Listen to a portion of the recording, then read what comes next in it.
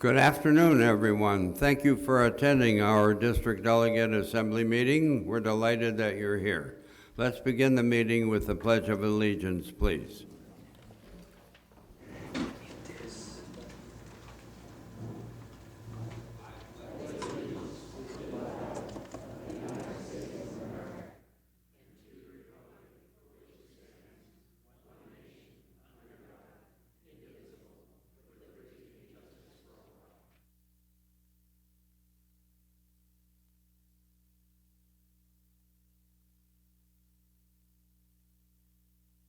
Hey, you. There we go. Huh?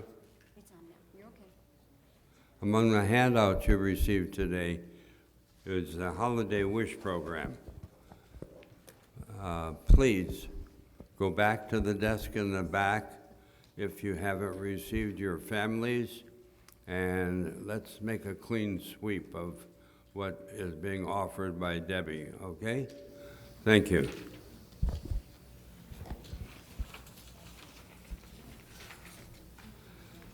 The first item on is approval of the October 5th, 2023 District Delegate minutes. May I have approval, please? I make a move that we approve. Okay, I have a move to approve. I second. Do I have a second? Right here. Right here. I have a second. Is there any corrections or any changes? If not, all those in favor of approval? Aye. Thank you. We do have a presentation, I guess, by Zoom. And you want to take over, Chris, or who does that? Wayne is right there.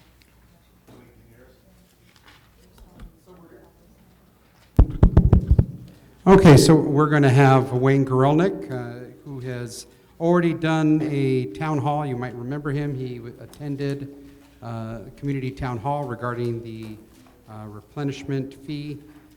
He will be joining us via Zoom, and if you, the delegates, see in the screen behind where Jason's at, he is there. He will be there to, again, give an overview of this program. As a reminder, this item was on the agenda that was approved by the board to be sent to the inspectors of election. Election date was set for December 7th. That is at 9 a.m. in the morning.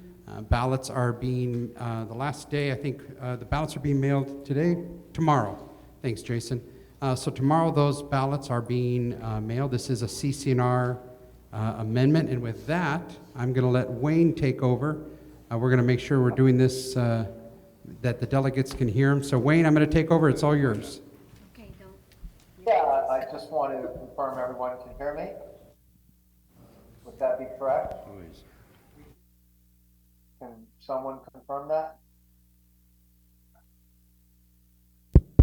We can't hear you. It's just a little tingy, so Jason's going to see what we can do to get you maximize your voice. Ha! Okay. I can increase my volume too. Would that be better? Jason, where are we at? Where are we at? I guess we could do the mic. Well, it's running through the sound, like he's hearing you guys through the sound. Okay, so we do have it through the sound. Okay, Wayne, try it again. I'm wondering if we just do it back there. Testing, and how is everyone doing today? Can you hear me? We can hear you, yes. We'll just be quiet in the room. It's very light. We're going to try to turn up the volume, Linda. Yeah, I mean, I'm seeing, I think, Jason walking somewhere. Does that mean he's trying to go and increase the volume? Yes. Okay, great. Then I'll wait There we go. until you can hear me. Let's do it. We're ready. Okay. So, my name is Wayne Gorelnick. I am an HOA attorney. I represent about 400 HOAs, and most of my time is spent with representation of large-scale golf course communities. Very similar to yours, things like Sun City, Palm Desert, Trilogy, Lakes Country Club, Monterey Country Club, um, Reserve, I mean, high end, you name it. If it's a golf course and it's owned by the association, I generally represent it. So just a little bit of background. I had a community about 20 years ago who fell into a trap that they were responsible, they were a condominium, for all the roofs in their community. And management at that time thought that a lifetime tile meant that you don't have to worry to reserve for roofs. Well, the tile may be okay, but the underlayment, which is a felt, is the waterproofing, and that failed, and they had a large special assessment of over 20,000. And they tasked me with the concept of coming up with something that they could use to fund their reserves in addition to their monthly regular assessments. And that's where the reserve replenishment assessment was born. And the reserve replenishment assessment has been in place for at least one community for over 20 years, and is, as I've indicated to Christopher, that it's well known that it's at Sun City Palm Desert Community Association, over 5,000 homes, and they implemented it about 4 years ago. And what a reserve replenishment assessment is number one, here's the good news. If you're here, you're an existing owner. And as an existing owner, you're not going to have to pay it. That's the first premise.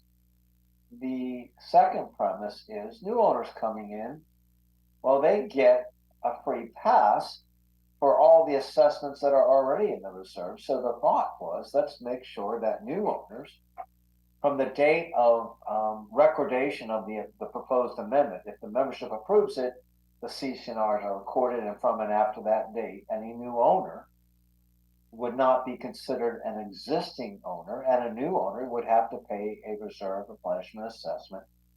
And that would be equal to 6 months of regular assessments, then in effect on the date that the owner became a record owner of the lot or condominium at issue. It doesn't have to be paid at the close of escrow, but it normally is. It has nothing to do with the transfer fee. It is kind of a form of a special assessment, and all existing owners are grandfathered. The amount would be, if we did it today, I think it'd be approximately $2,100, but Christopher can correct me on that. And there's built into the ballot measure and into the text of the CCNRs that, in addition to you being an existing owner, that if you were transferring it to a family trust or immediate family owner without any further consideration, you just getting it or giving it to an immediate family member, then that they would be considered existing owners and wouldn't have to pay the reserve replenishment assessment either. And then it also deals with an issue of, there are some people who love Sun Lake so much, but they may want to either upsize, upgrade, or downsize. So if you are an existing owner and you sell your lot and you buy a new one within 6 months, then you would also not have to pay the reserve replenishment assessment. Conceptually, the reserve replenishment assessment, and Christopher can give the numbers of how many sales are normally generated within 1 year. How many are there, Christopher? I forgot the average.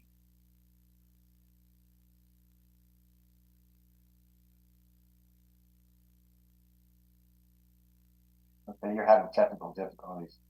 By way of an example, if you sell 50 homes that pay, then you're talking about adding $100,000 to the reserves. And by definition, a reserve replenishment assessment means that the money can only go in reserves. It can't go to pay operating expenses. It can't go to pay capital improvements that didn't exist previously, but it obviously goes into the reserves with the intent that it actually bolsters your reserves to pay for things that need to be repaired and replaced that are contained within your reserve study. And a reserve study is required for anything that has a useful life in less than 30 years. Wayne, I'm just Does it going work to now? interject if I could. Sorry, we did have a technical difficulty. So we're doing an average about 200 houses a year selling. So that's roughly So- about 400,000 that we could gain from this program. Right, and so with $400,000 going into the reserves that you didn't previously have, that's $400,000 that the association doesn't have to increase your regular assessments or potentially don't have to do a special assessment. So by adding these funds, which at 400,000 over a period of 10 years, that's $4 million. That's a lot of money that the existing owners would not have to pay. I will also add that even though I only gave you 2 names, there are 5 communities already using it, and there are 3 that have, well, 2, not including you, that have pending ballot measures out there. And I will tell you that each and every one where it was approved, it was about 85% to 90% approval rate. No ballot has ever failed, and I don't want you to be the first. Because it's a win-win. You're not, if you're an existing owner on a fixed income, you'd want to vote for this because it's not going to impact your pocketbook. It would only impact a new owner upon sale. And although there's, all I can tell you is anecdotal information, it has not seemed to impact any sales. I've had a question, numerous, and at the last time I made a presentation, well, what happens if the new owner says, I want the seller to pay for it? Well, it all depends on market conditions. So if it's a seller's market, I can pretty much guarantee you the new owner is going to pay it. If it's a buyer's market, there may be a negotiation, but it's intended that's to be paid by the new owner. But certainly contractually between the new owner and the seller, they can decide who pays it out of escrow, whatever they want. Again, it's not required to be paid out of escrow. It's not a transfer fee. It has to be paid within 9 months of you becoming, or the person becoming, a new owner. So that is basically they don't need to make it very complex. There were a lot of questions at the town hall meeting, so I would rather defer to questions and see if I can answer as many questions that are around. I know that a few of the delegates were at the last presentation, so they may have already had their questions answered. But it's really important, I believe, to properly fund your reserves to avoid substantial increases in regular assessments or a special assessment. And although there's no guarantees in life, this will certainly assist in making sure that you can hopefully avoid any large increases in regular assessments that relate to reserves and or special assessments. But again, I can't guarantee that. Okay, so right now, if there are any questions from the delegates, this is aimed toward you. Give you an opportunity if you have any questions to ask Wayne right now. And so the only requirement is that you would need to use the microphone so that Wayne can hear your question. So, Mr. Chairman. Question, if it is approved, what are the next steps? If the ballot measure is approved, then the ballot materials already include the text to the changes to the CSNRs that are redlined or underlined showing new language and interlineations showing language deleted, and it would then be signed by authorized officers as directed by the board and recorded in the county recorder's office, and from the date of recordation, it would be implemented. Thank you. Are there any questions? Please. Is there a sunset to this?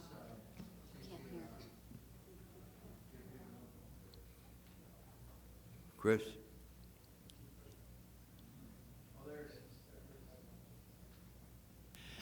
Is there a sunset to this CCNR change, or do we have to vote it out of existence if we get the money in and we want to we don't want to charge that any longer. In answer to your question, there is no sunset provision. It remains in place unless amended out by a subsequent vote of the membership. But living in an HOA, it's kind of like death and taxes. If there are funds in the reserves, the intent is, I suggest you'll probably never get to 100% funded. But this will get you closer to that number than it would be without it.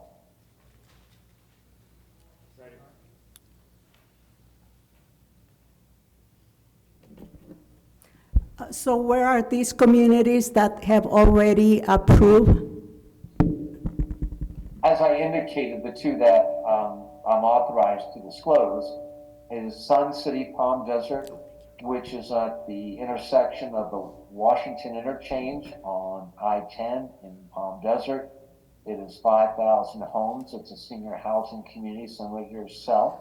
It has 2 18-hole golf courses. It has 3 clubhouses, and it has about 9,000 people.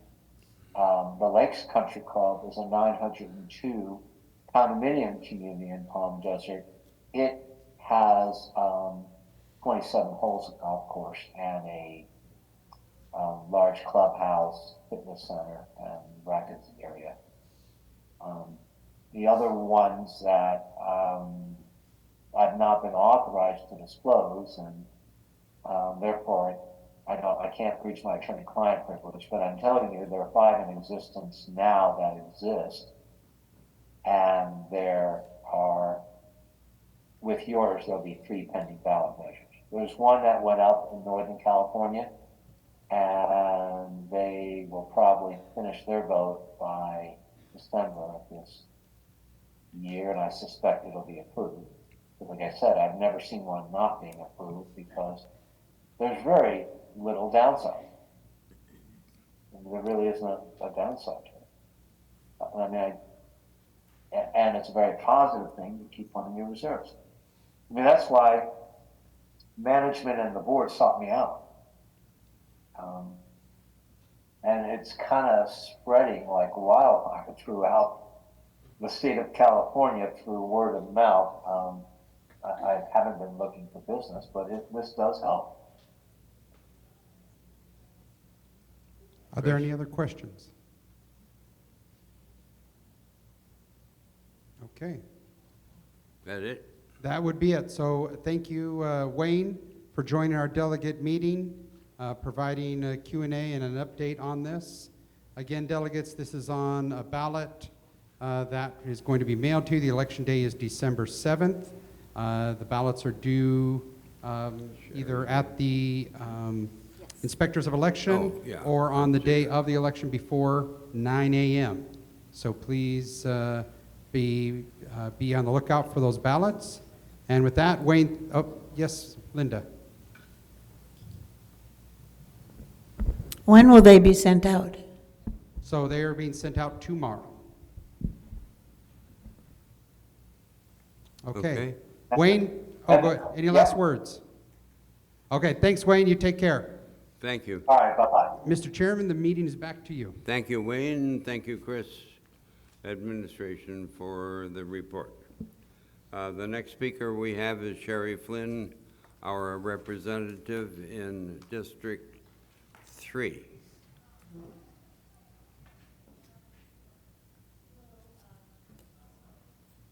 Are we on?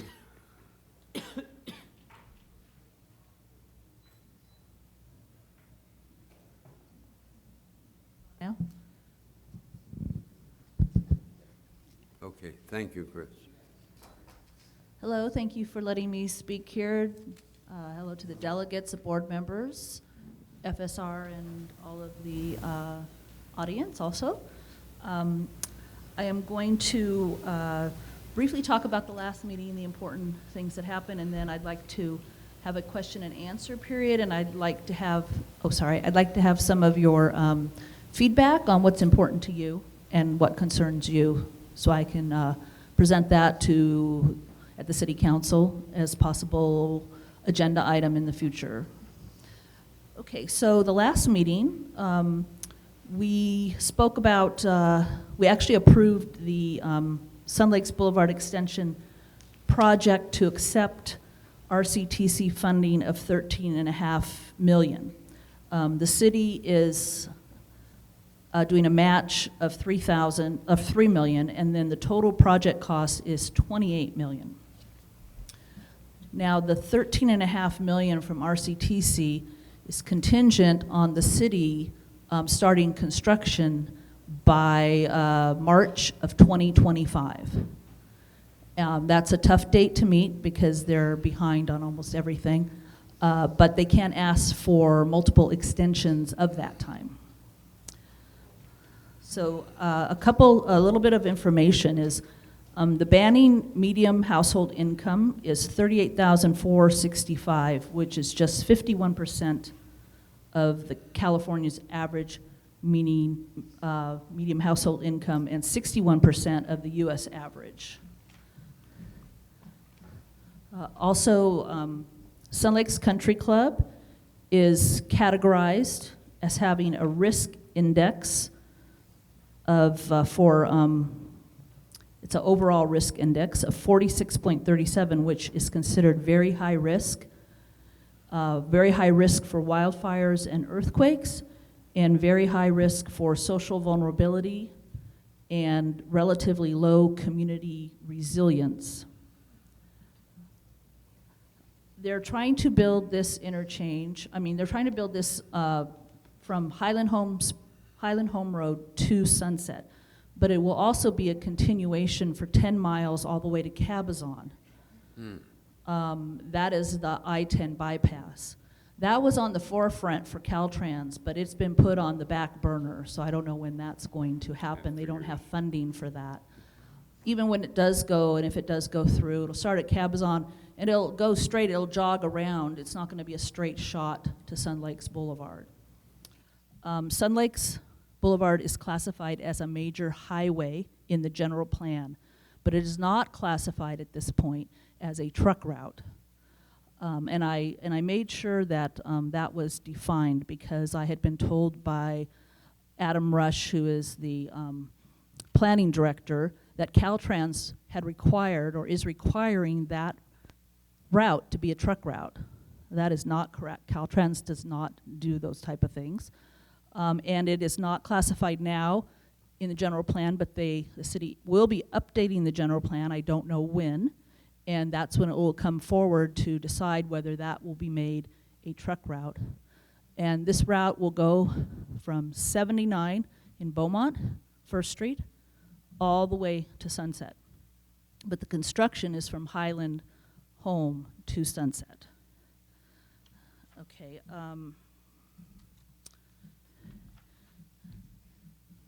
It's interesting because there's still a lot of things to do on it. There's a problem from the California Department of Fish and Wildlife, which the plan's not compliant with the multiple species habitat conservation plan due to sediment transport problems.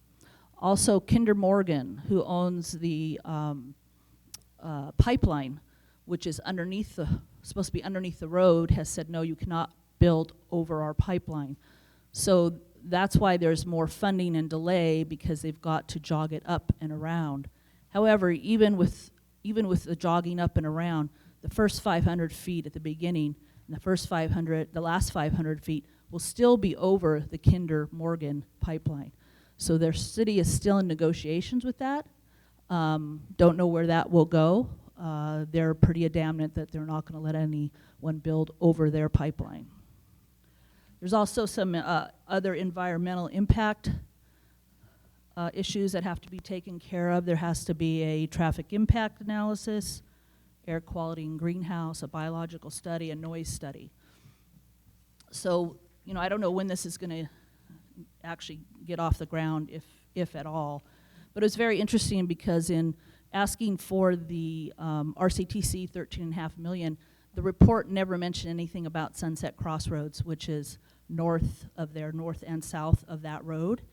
And so no one knows that that's going to be 10 warehouses. And so that is not in any impact report.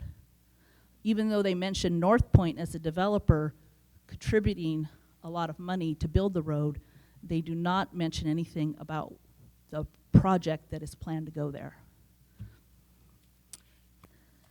Okay, and let's see. Okay. So also what, there was also a, they gave a 27% raise to the deputy city clerk, a $22,000 raise. I voted against that. I don't believe that that is, I think it should be in steps, not all at once. And with that, I'll take any questions that you have or suggestions.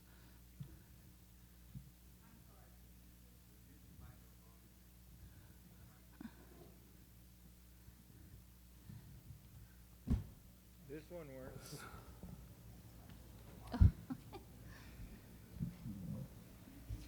Could you just repeat the first part about where we're some kind of rated community? Thanks. Was there a question and answer there? He wants me to repeat the part about the community. This is taken from the census, and it says the tract is categorized as having a risk index of 46.37, which is very high, with very high risks of wildfire and earthquake. And it's also categorized as having a very high social vulnerability and relatively low community resilience.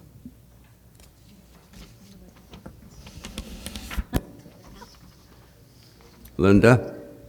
Sherry, Sherry, I try to bring it up as often as I can because you're talking about Sun Lakes Boulevard going down through Sunset. And we have, and I don't know if anybody has talked about it, but we have hundreds of golf carts going back and forth to 3 and 4. I know they said they would put in a stop sign, a light. They don't stop at the stop signs, they're probably not going to stop at the light. And where we are going to be completely cut off from this community. Well, unless they build a bridge. I mean, my suggestion, and it is in the Sunset Crossroads master plan, that only trucks can come off Sunset, go across, go into the project, and turn around and go back on Sunset, and cannot go through all the way over to Highland Springs. But who's going to monitor that? And it is allowed for Banning Point to go down Highland Springs or Sunset and come into Banning Point, make a right or a left, and come out and make a right or a left and go either way. And that has been approved to do that. So, we could have trucks 24/7 going through the community and also coming from Beaumont, because Beaumont can also use that as a truck route if it's eventually a truck route. So it could be a major highway. I mean, I would like to see that it not be allowed to have any trucks come from Sunset, from Highland Home into Banning Point, or from Sunset across. However, and then have Banning Point, if it's built, they would only be able to come down Highland Springs and directly into Banning Point and directly back out through Highland Springs.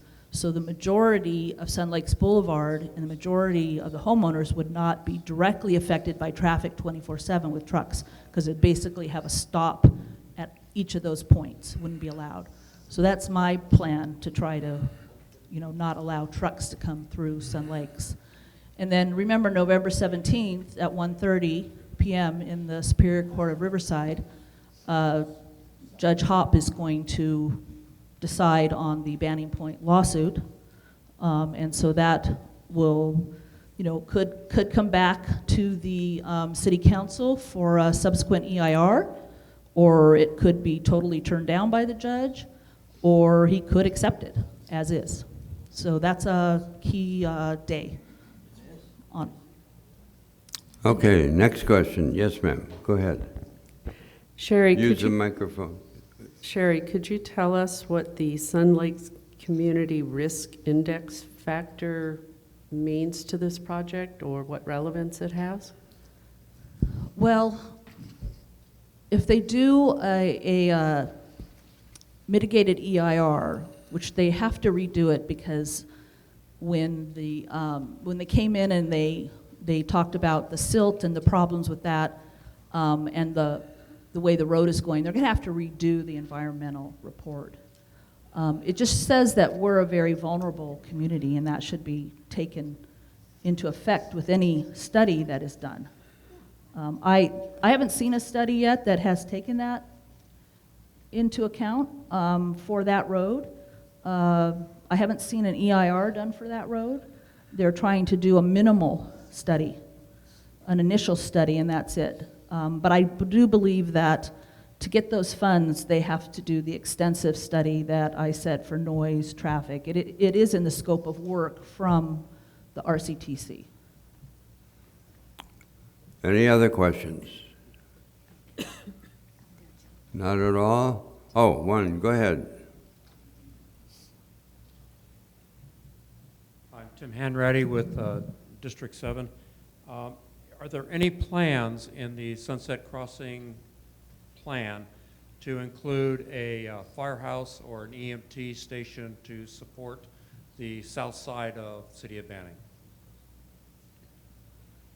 Yes, there are plans there. They're going to try to require, the city's going to try to require the developer, North Point, to donate the land for that and also donate a certain amount of money to build that. And that would be closer to Sunset and Sun Lakes Boulevard. And that would give us some protection. That's one of the reasons why RCTC actually gave the money, because there is not good coverage here for fire and police and all of that. So that would be included in that. Thank you, Sherry. Thank you very much. I see no other questions. And just the next meeting is November 12th, and the meeting after that is December 14th. So we only have one meeting in November this month and one meeting in December. Yes, we do not have a meeting in December, contrary to what our script attached. I'm talking about city council meetings. Oh, say. Yeah, there's only one meeting in December, one meeting in November. And just to clarify, District 3 is the city council district that I represent, not District 3 within Sun Lakes. That's right. Okay. Thank you. Joe, Delegate for District 11 just showed up. Do you want to? Oh, well, She's over here. when she sit, She's right in the front there. District 11. That's Patty. Patty, would you like to be seated, please?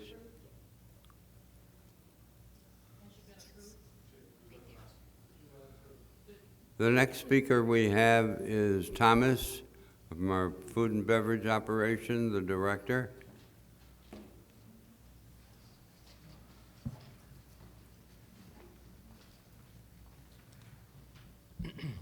Good afternoon, everyone. Just to look back here at for food and beverage for the month of October, our department hosted we had several events, but one of the large events was the Oktoberfest celebration. We had 160 people in attendance, enjoyed a lovely German buffet, and it was a lovely evening, well decorated, lots of fun. We also had the Monster Ball Halloween party, and it was a very successful event. We had over 200 people come, and probably 2/3 in costume, and the room was beautifully decorated. We had live music, and it was just open to everybody. We had a lovely time, costume contest, and it was a really nice event, nice party. So I was very happy with those events and the many other events that we did the month of October. We were certainly pretty busy right now with a lot of things going on, especially up till the end of the year. I would like to talk about a little bit about November. This coming Saturday is our Greek night. So again, the celebration of my anniversary here at Sun Lakes. We are having a Greek night event, and it is a sellout. We have sold over 300 tickets, and so this room will be full on Saturday with Greek food, music, dancing, lots of fun. And so I look forward to that. With that moving on, we are selling tickets, currently selling tickets for the Thanksgiving to-go meals. Thanksgiving to-go meals are on sale at the restaurant, and they are pre-sold tickets.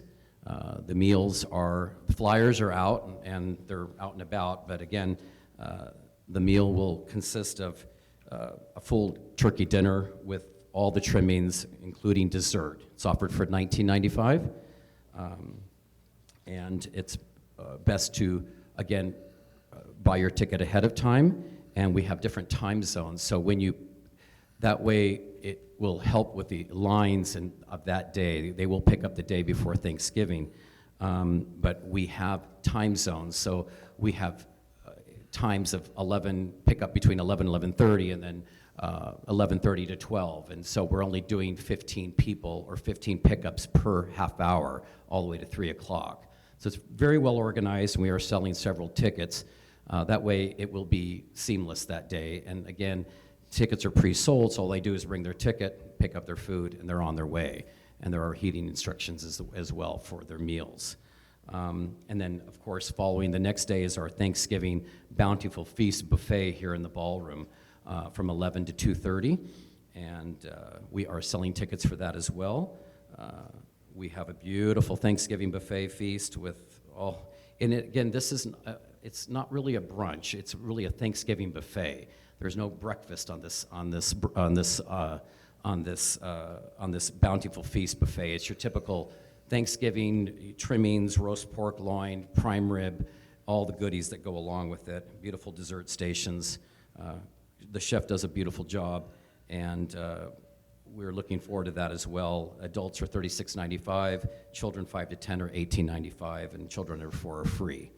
So we are working with that, and look forward to getting through the month of November, and then of course we start the last of the year. December will be a very, very busy month for our department. We have at least 20 parties booked for Christmas and our celebration, holiday events and whatnot gatherings here in the ballroom.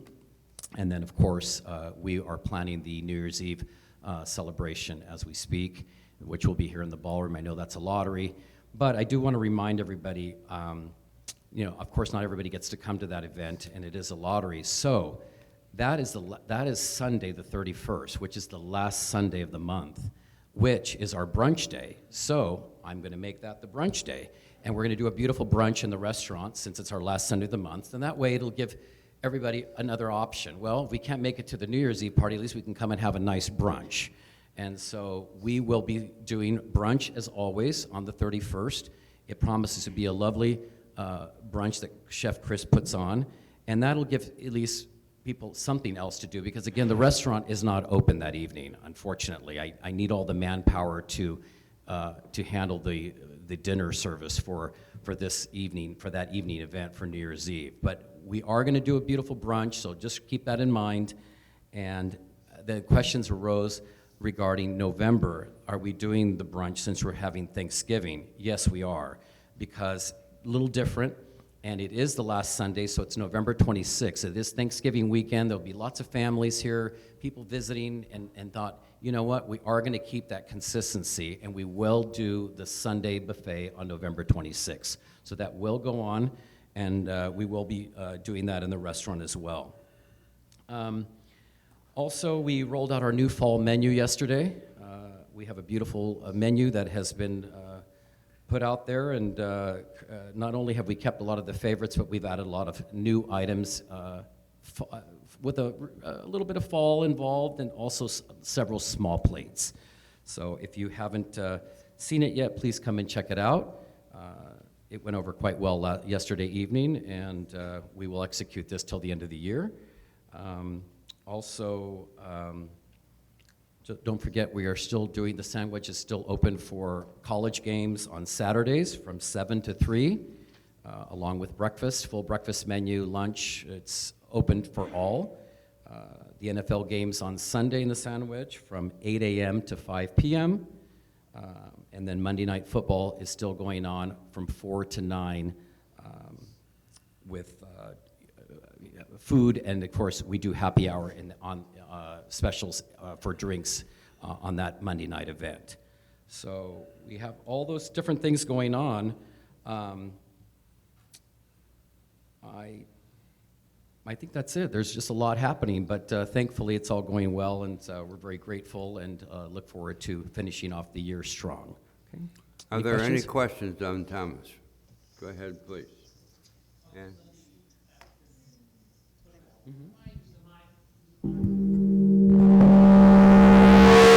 Whoa.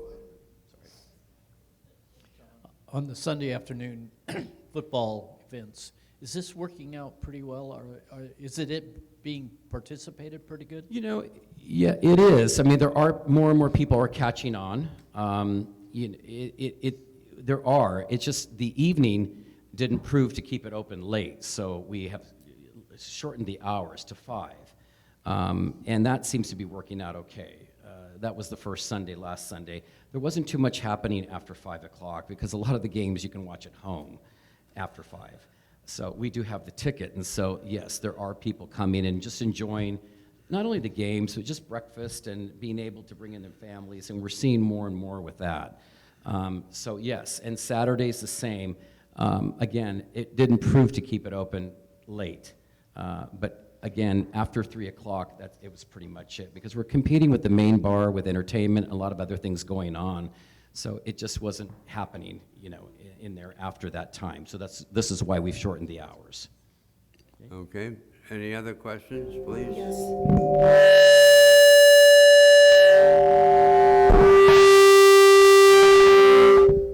Your free audio check of today. And use another mic. Here. I'll just stand up. Thomas, what are the numbers on Monday Night Football? Are they? Well, numbers meaning, I mean, I'm not sure if I can give the financials on that, but as far as people, you know, the room does fill up.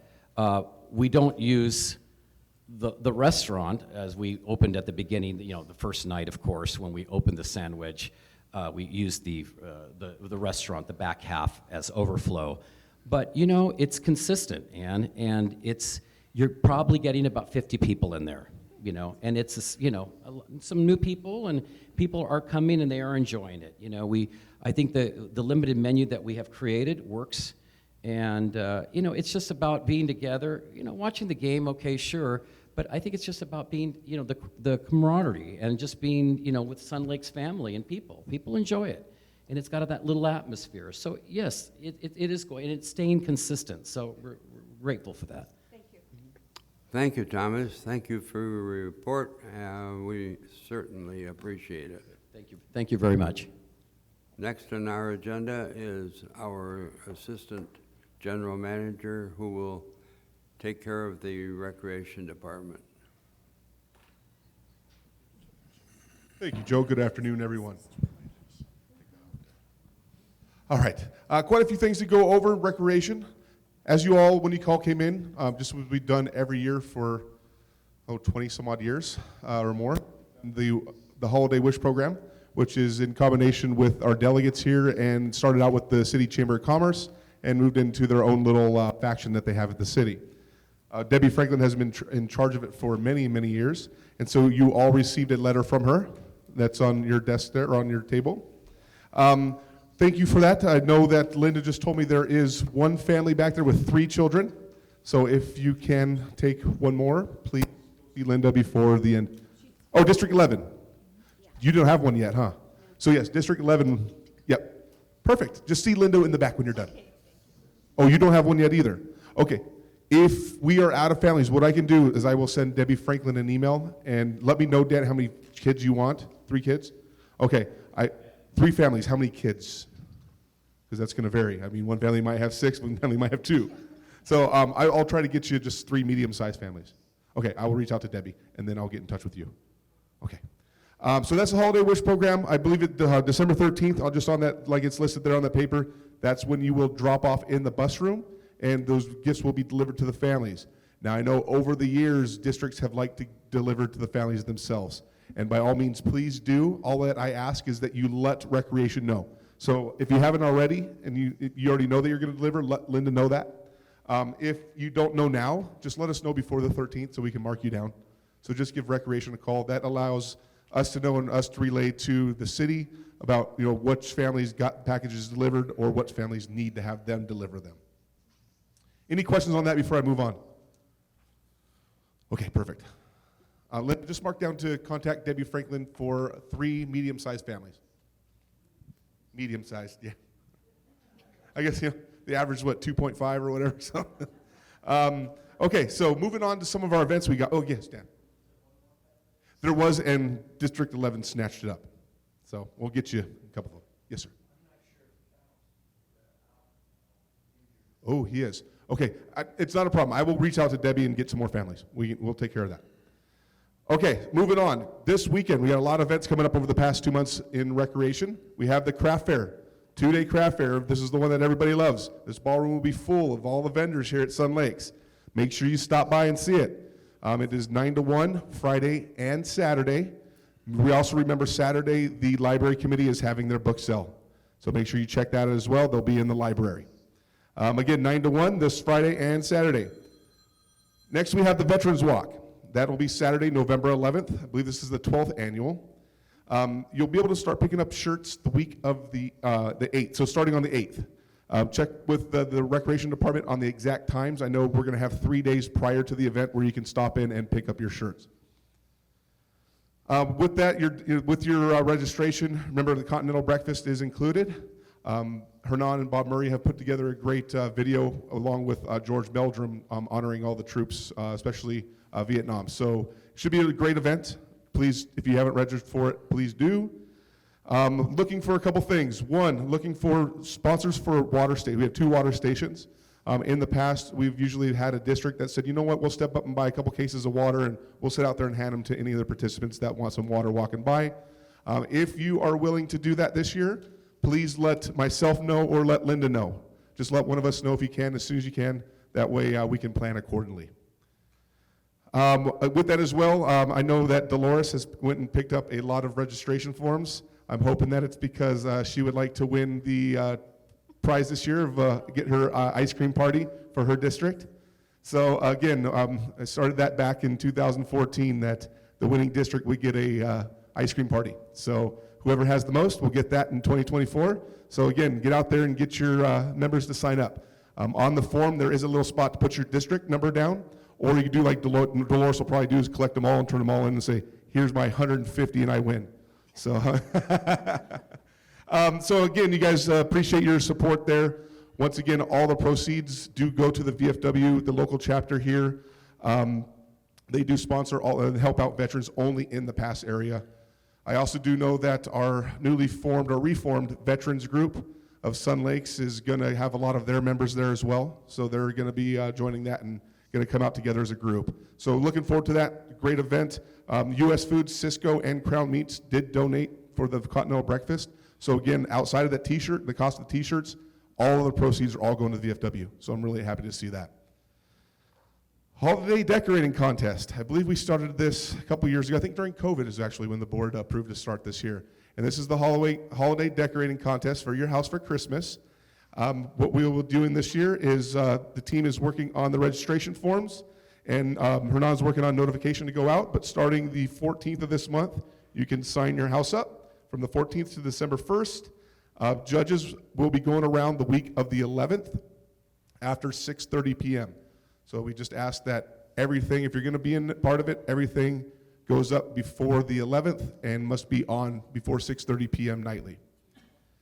With that, we will be giving awards for first, second, and third place, and they will be announced at Monday Night Football on December 18th. District tree lighting. Sorry, guys, I got a few more events to go through. District tree lighting, December 1st. This is pretty much your guys' event in a sense. The district tree lighting event was created by the Delegates Assembly, I believe, Joe, many years ago. And it's a great event for you guys to get your trees out there, decorate them the way you want, and come in here and enjoy a little show with some performances and some light refreshments. So that'll start December 1st at 5 p.m. We'll start right out in the parking lot. We'll light all the Christmas trees down Country Club and into the parking lot here. And then we'll come inside the ballroom. We'll have hot chocolate, apple cider, coffee, tea, things like that. We'll have cookies for you. And we have some clubs and groups put on a show, as well as ending with the dancers from the Dance Spectrum Dance Studio in Beaumont. So again, that'll be at 5 p.m. December 1st. All right, next one, New Year's Eve party. Real quick on this, just look for information coming real soon. Just talked about the basics with the Recreation Committee yesterday. Got themes and color schemes padded down and working with the chef on a menu. I should have that by next week and have a flyer out and ready. It will be a lottery. So we'll be assigned table seating in the ballroom here on New Year's Eve.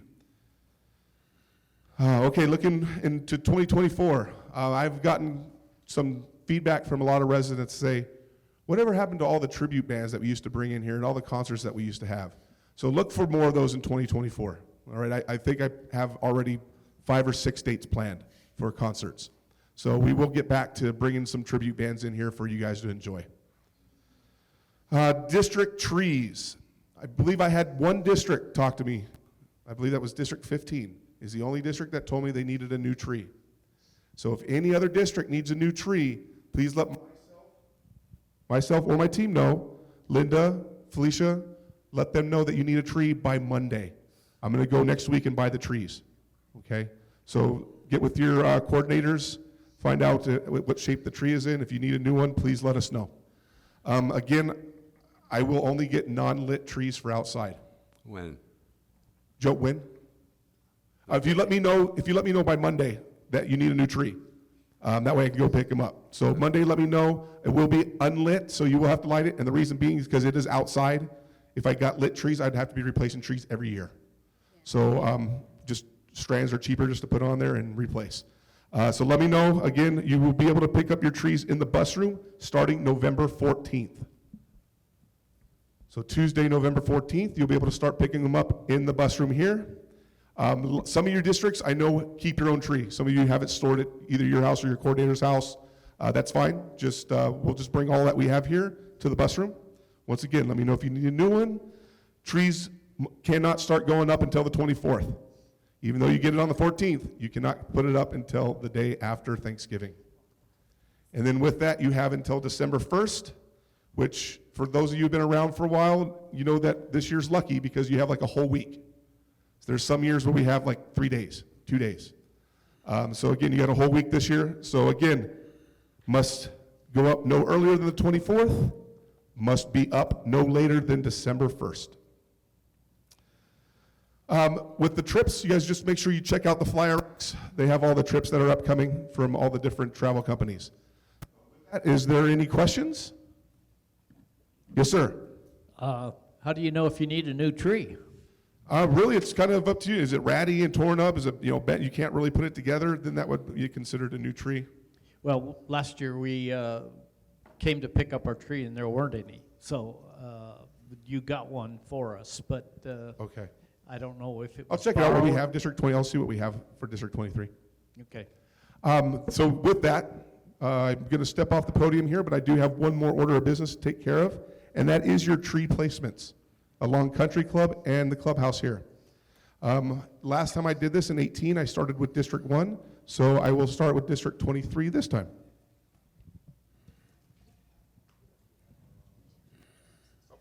I'm not picking it. I'll let you pick it.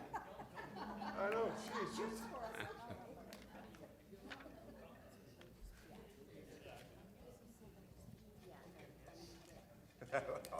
That's I think I was going to do. So District 23 has spot 23. That's an easy one, Linda. You got 23. All right, District 22 has spot 8. 23 is District 23. So spot 23 for District 23. Spot 21, I'm sorry. 22 and 20, yeah, those will go down to 21 and 20. So, you know what? Yeah, if you want, yeah, that's fine. So District 22 has 18.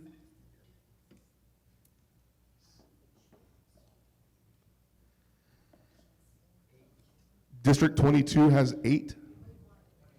21, sorry. 22 has 18, 21 has 8.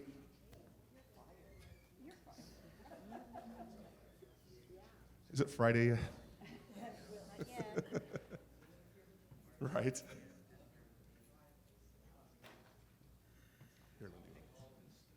District 20 has number 15.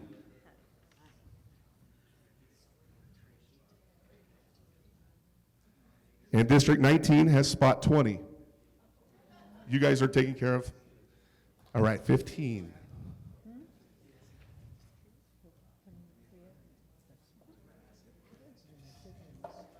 District 15 has spot 19.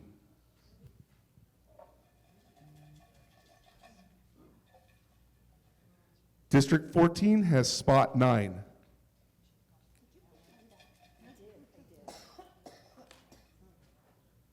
District 13 has spot 20. Yeah, I know. It's 20. No, the reason being is there's District 16 and 17 are not on the map. So actually there's only 21 spots, but we printed 23, so it's 20, yes. District 12 has spot number 2.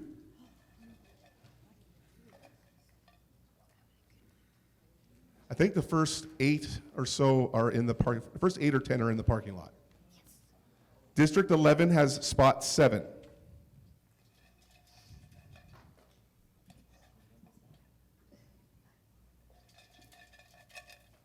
I don't want to. He's been saying that all day. District 10 has spot 14. And number 18. District 18 has spot 11.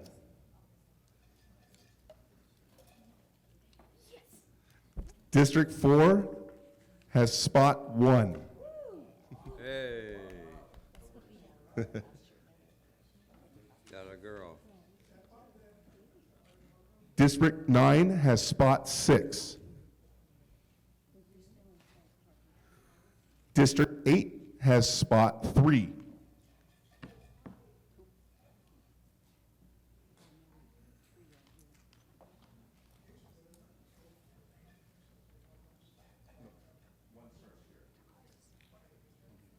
District 7 has spot 5.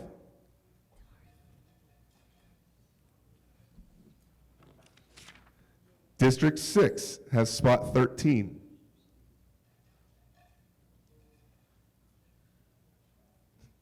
District 5 has spot 10. Last 2. District 3 has spot 21. Well, that's right in front of you guys. That works out perfect. It's like right as you come in the entrance. District 2 has spot 4. And District 1 has spot 12. Thank you very much, you guys. What we'll do is we'll print all these out. We will email them to you. So we'll email a map of the locations to you all. 17 East Tree? All right. We will email it to you. That way you know where the location is at. The week of Thanksgiving, we will have the support post put there, as well as the little district signs. So your district will be located next to the post for your tree. Okay? Will you please send an email to everyone? Of course, Joe. In regards to the position, the starting date, Yep. and on and on. Yep, gonna scan in what it has back there, and we're gonna email it out to the group. Thank you. 16, 17, we're good. Yeah, they're located. 16, 17 didn't pick number, because they're at the north side. All right, thank you very much, everyone. Again, if you have any questions, please let myself know. Recreation, please let Linda know. Thank you guys, and have a great day. The EPA report, Candace, I think we have the information. Brian. I'm Brian O'Grady from EPAP. Candace couldn't be here today. But thank you, Mr. Chairman, and thank you, Jason. It seems like you're You have to speak into the mic. Thank you. Thank you. Thank you, Mr. Chairman, and thank you, Jason, for juggling so many balls successfully. At EPAP last month, we conducted our annual emergency preparedness drill, our second one post-COVID. Thank you to everyone who participated. Your efforts are recognized and appreciated. The results this year were very similar to last year in that a little over half of our residents participated. Last year was my first drill here, and that seemed surprisingly low to me. So just within my own district, I've made an effort to meet some of the non-participants to understand them better. One lesson that I learned, not surprisingly, is that we have a significant population of elderly and infirm people living here. One couple that I met moved here 30 years ago to be close to a family, but their closest family members live 30 miles away. Now they're in their 90s, and one spouse has been suffering from Alzheimer's for years. The other has an eye condition that's made them legally blind. By using magnifiers, they can see a little, and they're able to use, but they don't have their own car, and they survive by using Instacart and Uber. It's difficult for them to even be aware of our drills, but they have made an effort to be as prepared as they can, which is really not very prepared at all. Other people that I met seem to be either gamblers or fatalists. The gamblers know the odds are in their favor, that they will never be affected by a disaster.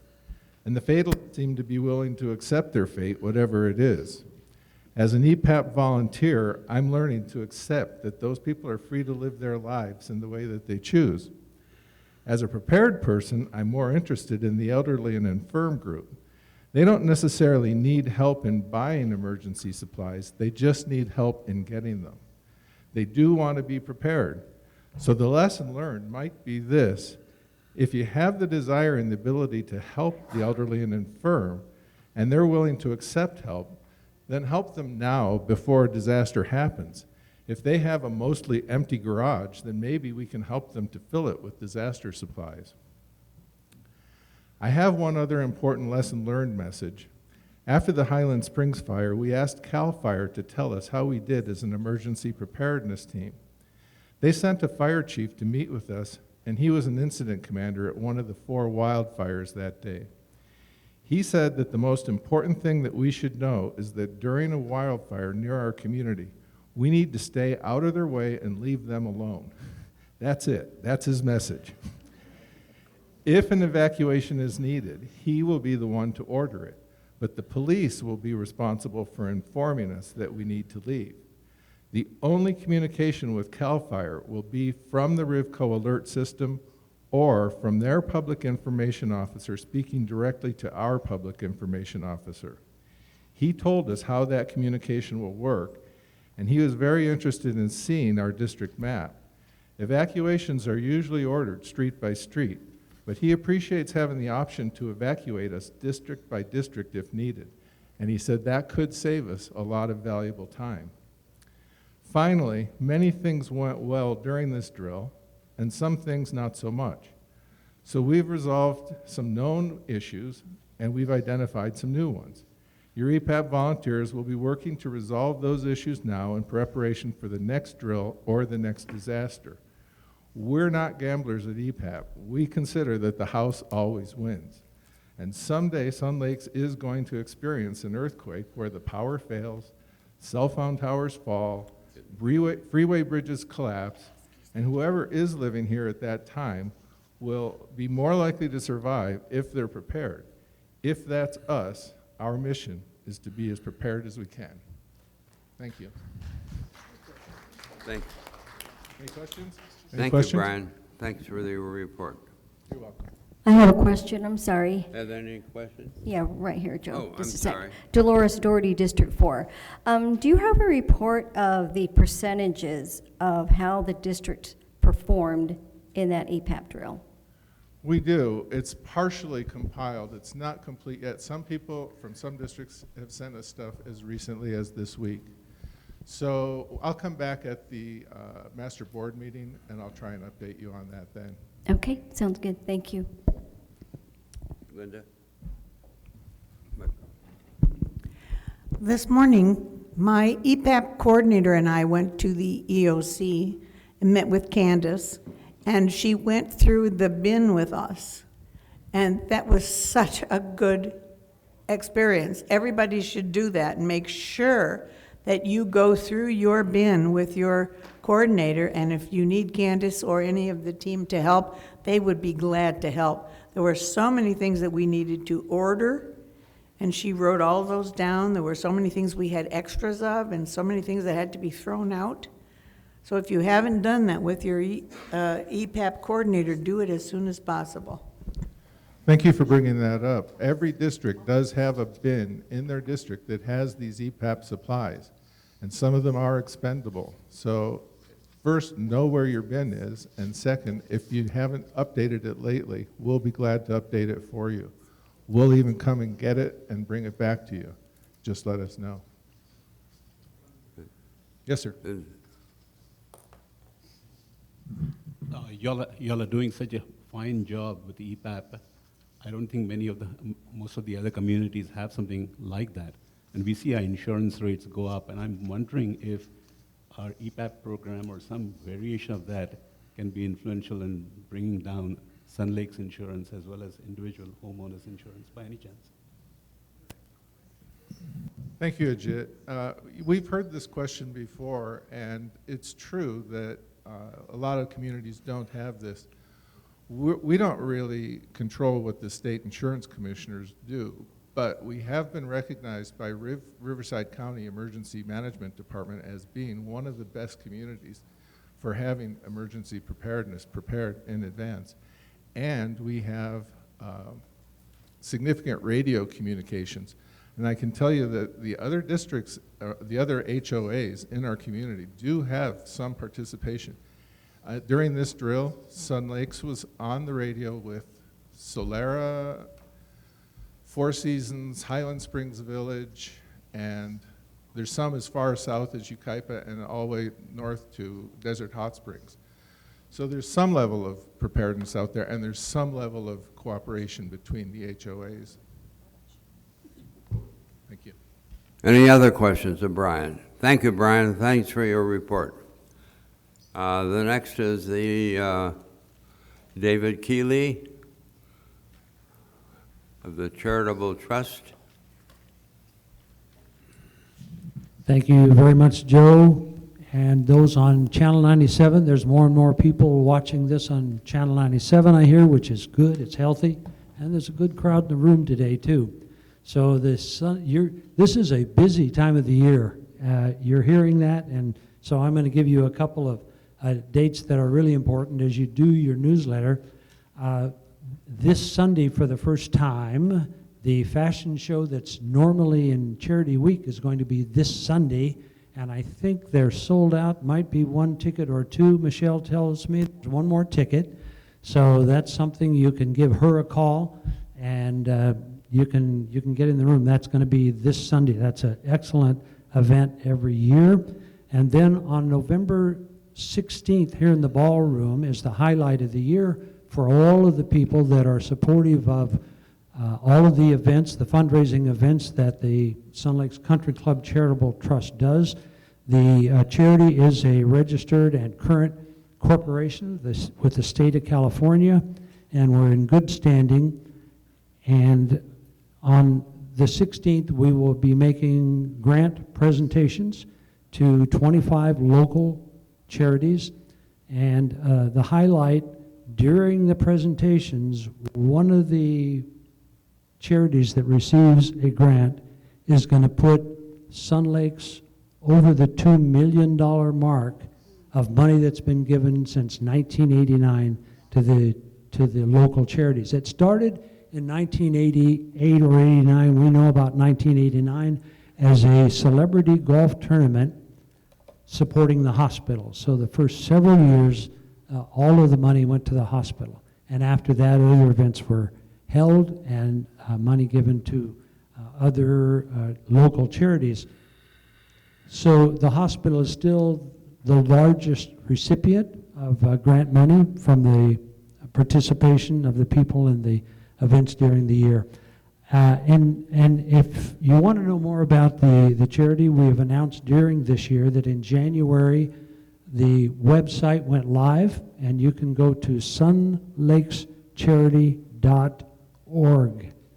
And at sunlakescharity.org, that's something good for you to share with your district so everyone knows how they can find out about the charities that we support.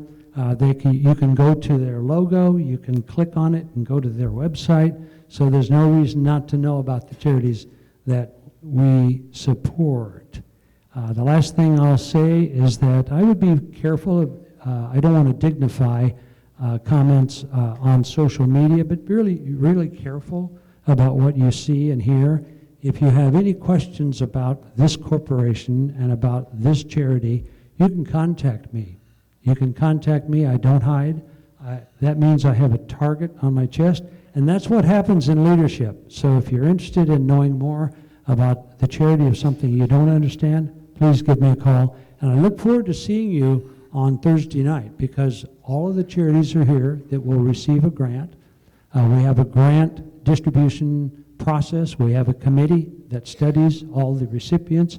Everyone who makes an application does not receive a grant, but there are 25 this year, and it's typical. We have a couple of dozen every single year. So I want you to make a note of the 16th and encourage that if your newsletter goes out soon, and sunlakescharity.org. Thank you very much.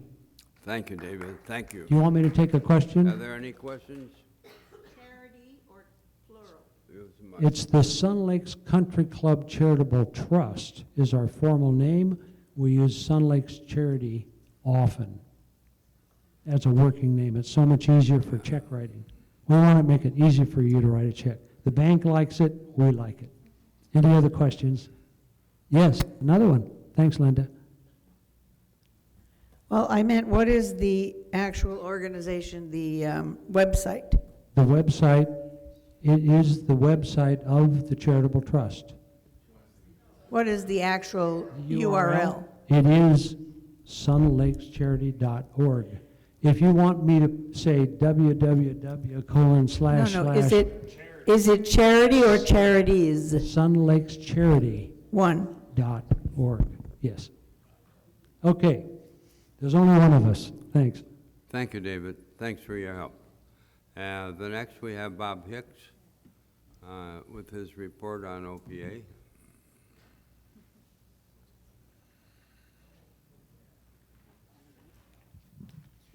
Good afternoon, everyone. My name is Bob Hicks, and I'm one of the members of a group that's called the OPA Task Force. And OPA is simply an acronym that stands for Organizational Policy Process Assessment. And the significance of this really ties into a decision that the board made sometime earlier in the year to move away from a micromanagement style approach into one where the organization is led mostly by policy and process and procedure. And so in order to get this kicked off, a contract was signed with a consultant, and she came here last week. And members of the board, First Services, all the delegates, and all the committees were invited to be there to listen to her firsthand explain, what this activity was going to be involved in. And I was concerned that the delegate attendance was somewhat light, but I'm not complaining about that because it was fairly short notice. And the reason for all this being short notice is that there's a timetable that we would like to complete this project prior to the election so that the organization has this implemented and in place in time for a new board. And so what I'm going to just simply, to save time, is to read a summary of what transpired in the meeting. The current board has concluded that the size and complexity of our community demands that it can no longer be effectively administered by responding to events and trying to micromanage activities. The board believes that a governing policy method will streamline and enhance the master board's ability to effectively lead Sun Lakes into the future. Governing policy requires that formal policy and processes are documented and used to achieve best practices decision-making. The master board determined that the best way to accomplish this would be to engage a qualified HOA policies and process consultant. The board selected Ms. Karen Conlon of Sequoia Grove Consulting upon her response to a formal request for engagement letter prepared by the Procurement Advisory Committee, which defined the board's expectations.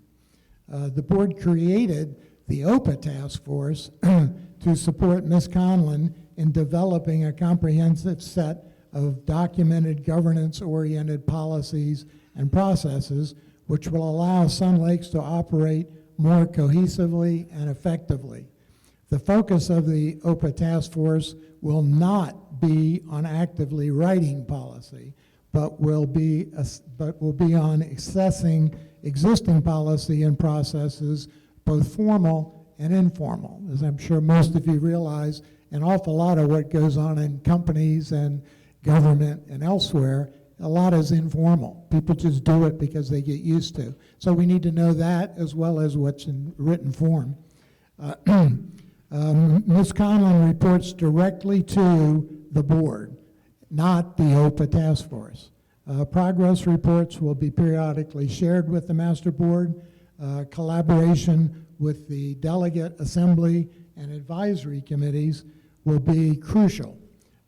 This will also require substantial support from First Services and the board members themselves. We will be interviewing the board as part of this process to get their perspective on things. You know, to many people, when I've talked about this, they kind of raise their eyebrows when I mention that there is a lack of formal policy and process. And so we tried to figure out why is that, because it really comes as a shock to a lot of people. But I think this can basically be attributed to the fact that, you know, the initial CCNRs, bylaws, and initial policies are all there by the developer. And the developer puts this all together as their ability to manage and oversee things while they're in the development and sales process. So, you know, that accounts for why there's minimal information oftentimes in both the CCNRs and bylaws, and in particular policy, because they want to run this thing to close sales. You know, this is really quite different than the role of a HOA member-staffed board. You know, the role of an HOA board member is really much more in the category of custodial. It's not authoritarian, which would be the case if you were the developer who owns the land that wants to sell it. So I think that's one of the main reasons why. And it's very easy to just continue to do things without written formal policy and procedure. But our community is too large, and the economic environment we find ourselves in is volatile, so we've got to be on top of things.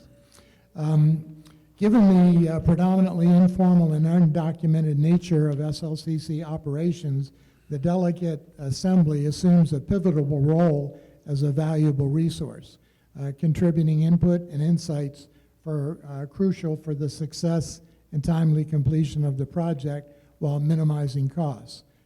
Together, we will pave the way for a more effective and well-structured community, including our partnerships with the management company and other contractors that we rely on to affect the operational management of all our resources. The old adage is the board should govern and the manager should manage. And so what this essentially will do is create a situation where the management company is left to do things the way they have been skilled and trained to do best, rather than trying to direct them and tell them, do this, do that. And the board's role will be then to govern and to guide them and hold them accountable, and so in a formal way. And so, you know, the other comment is there is an article in the Lifestyles magazine for November, the current issue, that describes this governance model in a little bit more detail. And the only other thing I really want to state is that there's a buzz that seems to always float around when anybody talks about governing things, and that is people seem to think that this all relates to somehow a move to become self-managed. And I just want to tell you unequivocally, it has absolutely nothing to do with that. And in fact, if you wanted to categorize this approach, it's at the complete opposite end of the spectrum. It's to give power and involvement to actually the members of Sun Lakes. So anybody have any questions at this time? Yes, Linda? Okay, so I did put it on. Bob, I've been reading some models of this proposed plan, especially the Carver report, and I'm sure you're familiar with his report. So I have some concerns. Does this plan replace the CCNRs and bylaws down the road? No, it will not modify. Matter of fact, all the policies and processes must be reviewed against Davis Sterling and the CCNRs and bylaws to make sure they're compatible. But it will not change or require a change to either the CCRs or the bylaws. Does this plan remove the management company down the road? Because everything I read, it talks about a CEO and then the stakeholders and the board. Yeah, that's really a very good question, because the language that Carver uses to be specific, whenever you see a reference to CEO, basically you're looking at him across the table in the white shirt and the orange band on his arm. He just figuratively, it's the person that is in charge of managing the actual operations on a day-to-day basis. He refers to him as CEO. We refer to Chris as the executive general manager. But the two words are synonymous. Can you give me a definition for governance? Well, you know, it's not an easy one-sentence statement, but governance is essentially relying on a written form and using policy as the way in which you administer things. So what that means in my view is that everything we do around here should have a reason behind it. And ultimately, all of those things tie back to what the fundamental mission and vision statement is. It starts with the mission and vision statement, and then you decide how you're actually going to do that. And so policy is the next level of definition down. And then from there, it comes into defining processes. So a policy, might be something that is as potentially vague as the way in which we will conduct ourselves. So it might be a code of conduct, which is a simple thing, but that could be the policy, that the way in which the board members, the delegates, other people, this is the way we want them interfacing with our community. And then when their job descriptions are developed, it needs to be compatible with that. I have to tell you, after reading that Carver report, and he's the model for this program that you're presenting, I almost felt like I was in a communist country, honest to goodness, because it's accountability, it's the effectiveness. If one part falls off, the whole thing doesn't work.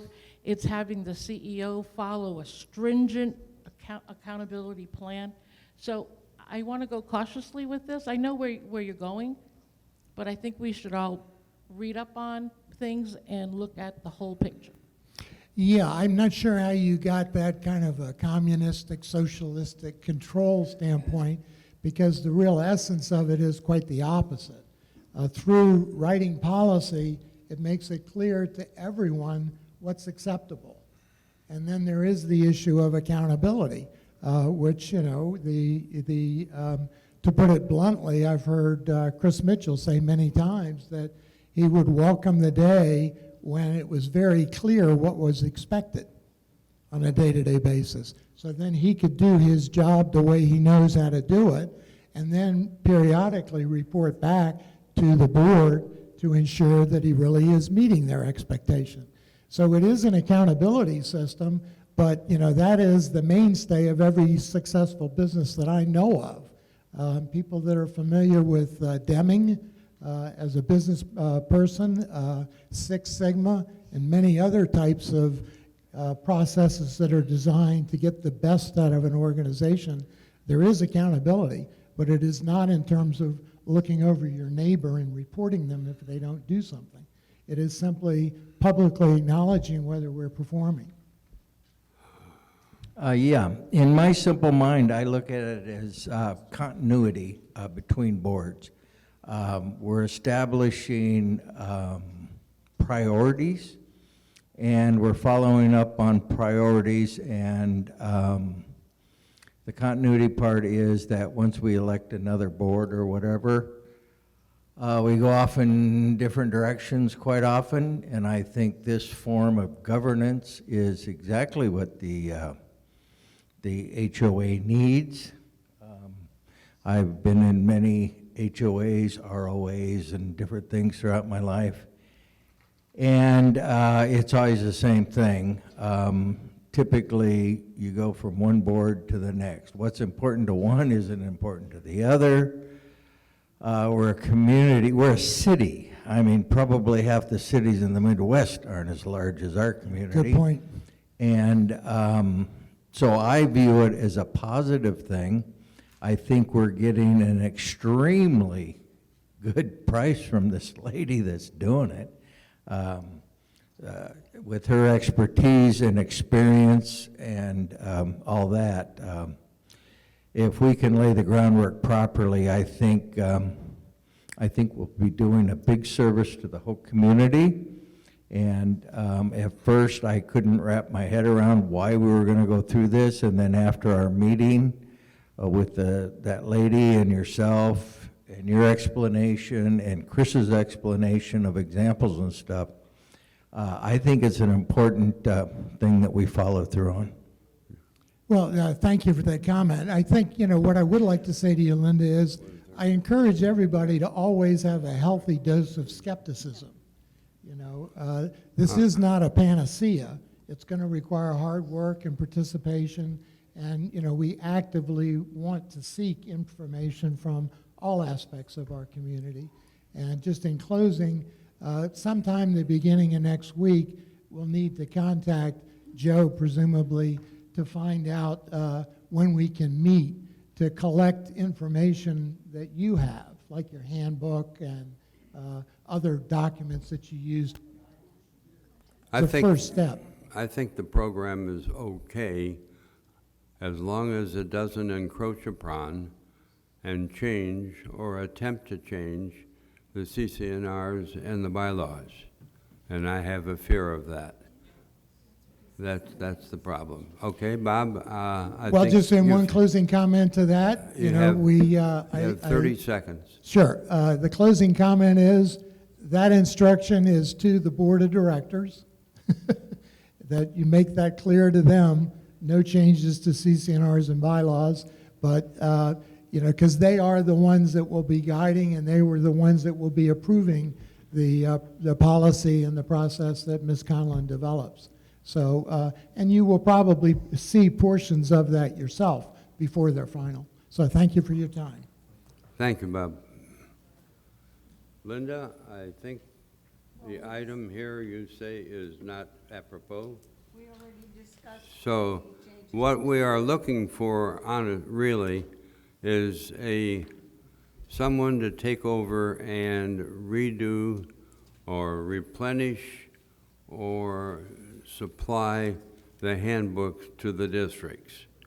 Now, each district has several pages, and over the years they've been given.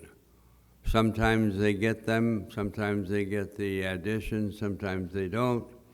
And I think it behooves us to have perhaps a committee of 4 who will make sure that each district has a handbook that is apropos and up to date.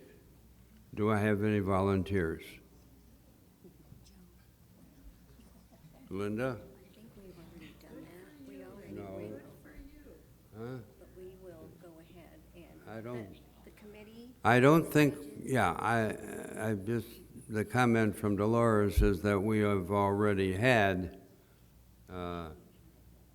right, is that what you're saying? Well, Linda. Go ahead, use a microphone. The original group was Linda, Dolores, and Cal. And we have no way of obtaining them. I mean, we could certainly work on it. I'd be glad to continue working on it with the group. but we have no way, where do you get a handbook? Where did anybody ever get their handbook? He just wants to make sure they get Can I have mine? Right, but some people don't have handbooks.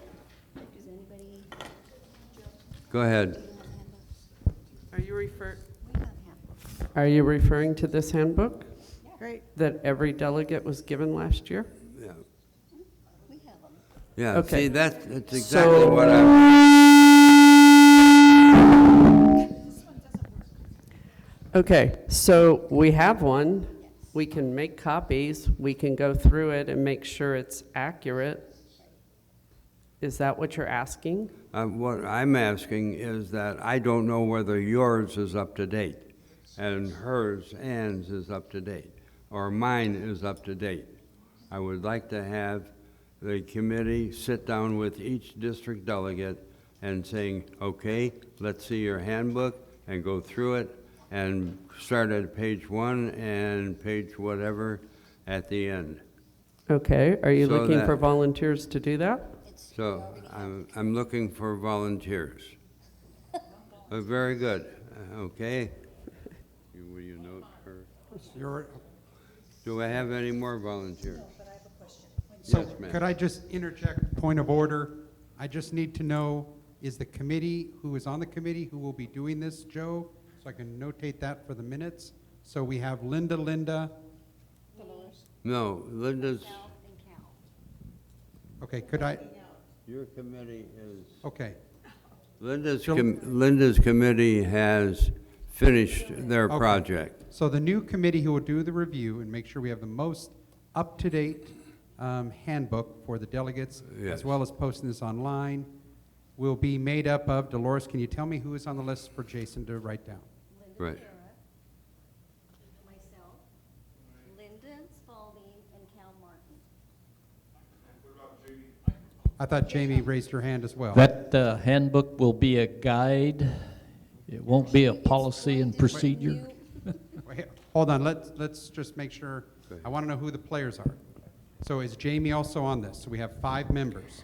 I thought we were just going to stay with the original committee that was working on it already. That's all I need to know the direction. And, no, she didn't. She just stepped back up. I'll continue. Because this is a project she started, so she'll help see it to completion. Okay, so we'll Right. have those for Jason, for the minutes. Is there a timeline when this will be completed? Because this is also part of the final document, whatever's done. Administration would like a copy of it, so we can post that online, also work with our process and procedures, make sure that's documented. So is there a timeline for completion on this?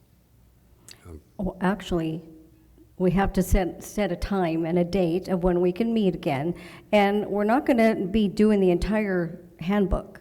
We had a couple of pages that we went through, made some changes, and that's what we're going to be giving all of the delegates to insert in the handbooks they already have. Why? But the idea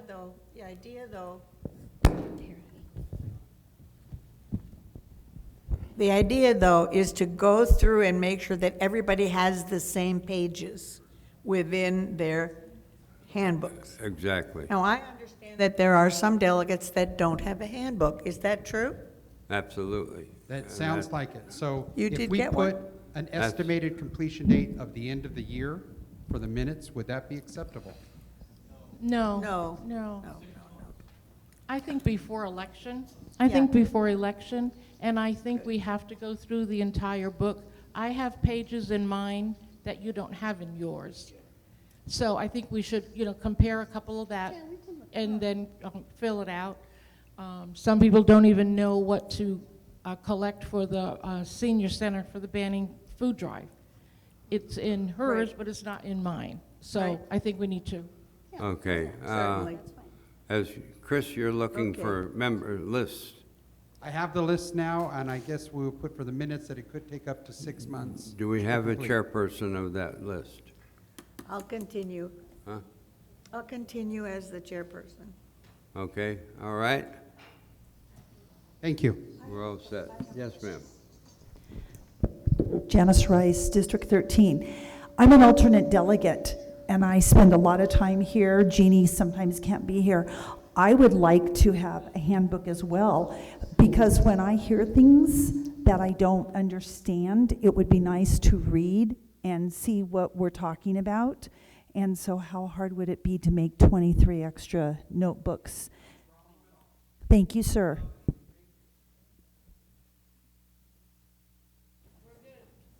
Okay. Are we complete? Okay. I would like a report from the Welcome Home as to when the next one is, what lists. Yes, please. I'm sorry to put you on the spot, but give us an idea as to what the span is and the next one and so on. Okay, Michelle Walter with the Welcome Home and the marketing chairperson. So our next Welcome Home will be the last Thursday of January. And I don't have the date. I'm sorry, I don't have my calendar with me. 25th. The 25th. So it'll be January 25th from 5 to 7 here in the main ballroom. And I wanted to let you know that Cheryl Chapman has stepped down. It's getting too much for her, so she's not going to be helping me anymore with the Welcome Home. But I do have somebody else that really wants to help out. So once I get a confirmation, I will let everybody know, and I'll let the master board know. Michelle, I think you ought to tell the gentleman behind you that date again. Oh, our date. What is our date again? January 25th. And the reason I say that is we followed up on our workshop terribly. And Oh, I always he never knew contact him. until 2 days before that we were coming in as a group. And he did pull it off, and I think he's a marvel, and so is his staff. But I don't think it should happen again. It won't with us. Okay. I'm in contact with Thomas. Very good, thank you. Linda? And Well, Michelle, as I recall, wasn't there a problem in how many people were there? And I believe Cheryl had said that you're going to rethink whether it's going to be every 3 months or every 2 months or every month, depending on the number of new people who move in. You know what, we're going to try it again this next time just to see what's going to happen and how many. Hopefully, because we had so many last time and there aren't that many houses closing right now, I think we're going to be okay here in the main ballroom. I know that some people wanted to have it back on the sand wedge. It's impossible to have it in the sand wedge because we have the clubs and groups come in here and give presentations. So it's impossible to have it in there. It's too crowded, and it gets too hot in there too. So. very good, thank you. Do you have a question? Go ahead. We will go back to, you know what, just let me know if you have people that have not gone. I mean, I've had some people contact me that they haven't even been since COVID. We're inviting those people because they need to get all the little goodies and everything. So if you've got people that you want to invite, please invite them. I'm not going to put a stipulation that, we're only going to go back 2 months. If they haven't been invited, please invite them. We want to welcome in the community and make sure that they get their little goodie bag and get to see some of the clubs that maybe they don't know about. So I think that's only fair. I think the rules and regulations should all be codified and sent to the district delegates and the alternate delegates. The rules and regulations? Yes, you have rules. I've never been given rules and regulations. You have rules because you say that a spouse cannot attend or can attend, and the alternate and the delegate can or cannot attend. Oh, I see what you're I would saying. like to know what the rules are. Michelle, we could work with you on that. Okay. Put it together, and then we'll email that out. In It's just writing. who can show up, who cannot. Right. And the expectations from the delegates that do show up, interacting with their members, the presenters. So we'll work on Okay. the document for the Thank you, Chris. delegates. All right. Anything else? Thank you, Anything Michelle. else? Thank you very much. I appreciate your help. Did you have any other hats to report on? Not today. Not today. Usually there are at least 3 or 4. Okay, the next item on our agenda has to do with the possibility of changing the date of our meeting here. Linda? It's been brought to our attention that according to the rules, the delegate assembly is on the first Thursday of a month, and we are supposed to not send out our newsletter until after the delegate assembly. The first Thursday of the month, already you're missing anything that's going on the first week of that month if you wanted to alert your residents, like the community awareness that was the first Tuesday of the month. You put that in you'll put that in November and for December. And so many people will not realize that or write that down. And what we were proposing, and it was really overwhelmingly accepted, that we would like to have the delegate assembly the day after the master board. That way, we would be able to not repeat the reports that happened at the master board by repeating them again at the delegate assembly, which is a waste of time.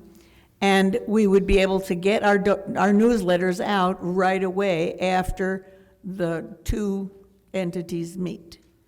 And we put that to a vote at our workshop, and it was overwhelmingly approved. Comments? First of all, I think, Chris, you would have to check to see if the administration can handle both agendas, one after another and so on. But that's, yes, Barb. We changed this is Barbara Ellis, District 1. We changed the date of our assembly to the first of the month so that we could be right after the master board meeting. That was the whole idea of changing it to the first Thursday of the month. That's right. So I don't understand why we need to change it again. Okay. Yes, ma'am. I believe that right after that, the master board moved their meeting date. Their meeting was not on the Wednesday that it is on now, from what I recall. So that's how we got so far apart. Yeah, it's always been on the 4th. The change was made pursuant to the request of the district delegate. They wanted the change. Which change? The change to the first Thursday of the month. That was your request. Okay. Any other comments? Any other questions? So where are we? Anybody going to make a suggestion or make a motion? Go. I make a motion that we change the meeting of the delegate assembly to the day after the meeting of the master board. There will be one problem associated with that, if you can hear me, is that the announcements that are made up by the message from the master board come from the open session. That's where they come from. So we wouldn't be able to actually begin developing that input and that information until Wednesday night that you would like for your meeting on Thursday. So that would be difficult. You know, we could probably do it, but it would be difficult because it's compiled from what has happened that particular Any other comments? afternoon or evening. That's all. No, this is not a debate, okay? No, I want to answer him. Go ahead. Most of the information that comes from the master board goes out automatically by lithopass. And I have always sent my newsletter out earlier than the first week so that I could get it in the beginning of the month. And they always had all the Yes, master board We information. compile that master board information after our open session, but not the evening of that open session. Linda, what he's saying is, Tammy types up your message. Well, actually, I do. Really? Yeah, and that's why it takes a couple days. Very good. So you're speaking for yourself and you don't want the extra work. No. I don't mind the work. I do it every month. I'm just telling you that if something happens at that particular session in the afternoon and it goes into the evening, you're going to want this all completed and done and in proper order the very next day. That's all. I have a statement. Would it be possible for us to move the delegate assembly 1 week up so that we're in the same month that the HOA open board meeting is? In other words, I believe the HOA open board meeting is on the third Wednesday. Would it be possible to move ours to the I'm sorry? Fourth. Okay, then that doesn't work. I was thinking you were on the third. We could be on the fourth Thursday. And You could maybe have it like instead of the next Thursday, have it the next Monday. That might be easier and quicker. I don't know. It's up to you. That might work better. Well, I still hold to the old proverb that if it's not broken, don't fix it. I don't see any problem with our existing date. Yeah, we would also have to work with recreation. Since we already changed it to the. Right. to And it the- would be a problem, Joe, we're concerned, that's why I went back to talk to Yeah, Linda, Barb. because we would interfere with people who are already booking for 2024 for that Thursday right after the board meeting. Okay. We would then have to shift, and so that could be problematic as well. Barb? I don't see how we could get any closer to the first of the month. Today's only November 2nd. So the whole idea was to have us be able to get our newsletter out the first of the month. Now you're wanting to change it to the end of the month. That All right. doesn't make So I sense. have a motion, I do not have a second. Do I have a second? What was your motion, Joe? You made the motion. The motion was to change the date to the. I amend my motion. Use the microphone. All right. Okay, I amend my motion so that it's not the first week of the month, but the last week of the month. That doesn't- So it would be the that last doesn't Thursday. make Motion on the sense. floor right now is on the last Thursday of the month, the delegate meeting. Sorry. Fourth Thursday, thank you, Jason. That is the motion on the floor. There is a second. All right, I have a motion and a second to move the delegate meeting to the fourth Thursday of the month. Is that correct? That is correct, Mr. Chairman. Okay, let's have a show of hands who would like to see that change. I don't think there was a second.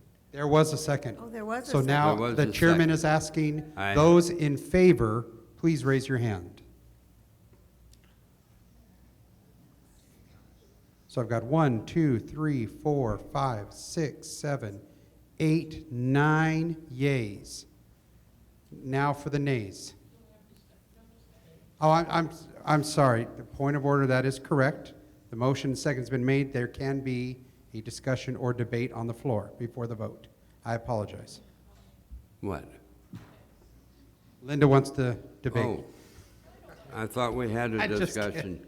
Go ahead, Linda. Discussion. We didn't have a discussion.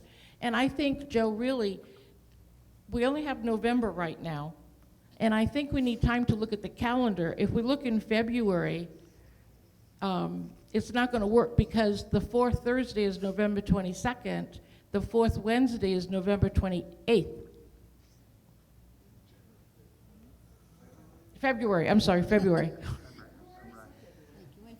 So can we just table this and look at the dates and make a common sense decision?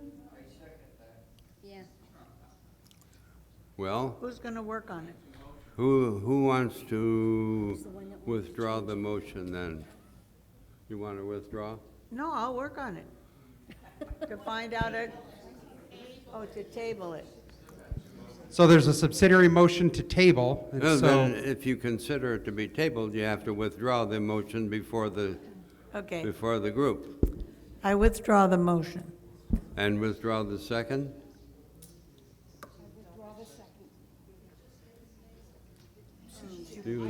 You withdraw Correct. the second? So at this point So now- the motion and the second have been withdrawn. Right. The motion is tabled until the next meeting in January. All right? they do need to make a motion to table, and I believe that was Linda's motion.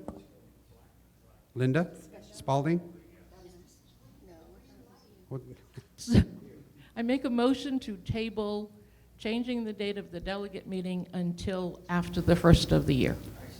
There is a second, District 22. All in favor, please raise your hand. Okay.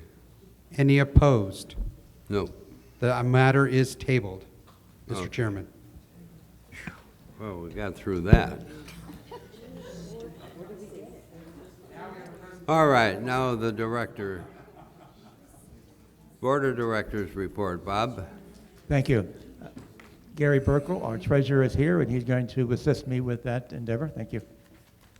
Thank you all. There's three sort of related items that I want to talk about. First of all, with a lot of effort, the board, First Service, and with the help of the Finance Advisory Committee, we had workshop, we had many drafts. What I'm talking about is the work on the 2024 budget, which was finalized at the last open board meeting. We're now settled on a $19 increase in the HOA for 2024. I need a shot. Probably the hardest parts, we're looking at a budget for the restaurant and lounge, which management has come forward with a business plan, and probably the core issues in that are obviously holding food costs to a fixed percentage and holding labor costs to a percentage. But the management has a business plan for 2024, and we want to stick to that budget. The second item is we just recently completed a reserve study. The study looks at what assets need repair and replacement for 2024 and the years ahead. The board reviewed the study, made adjustments to things that were going to be replaced in 2024, and the study was revised, and we're at a reserve percentage of 64.8.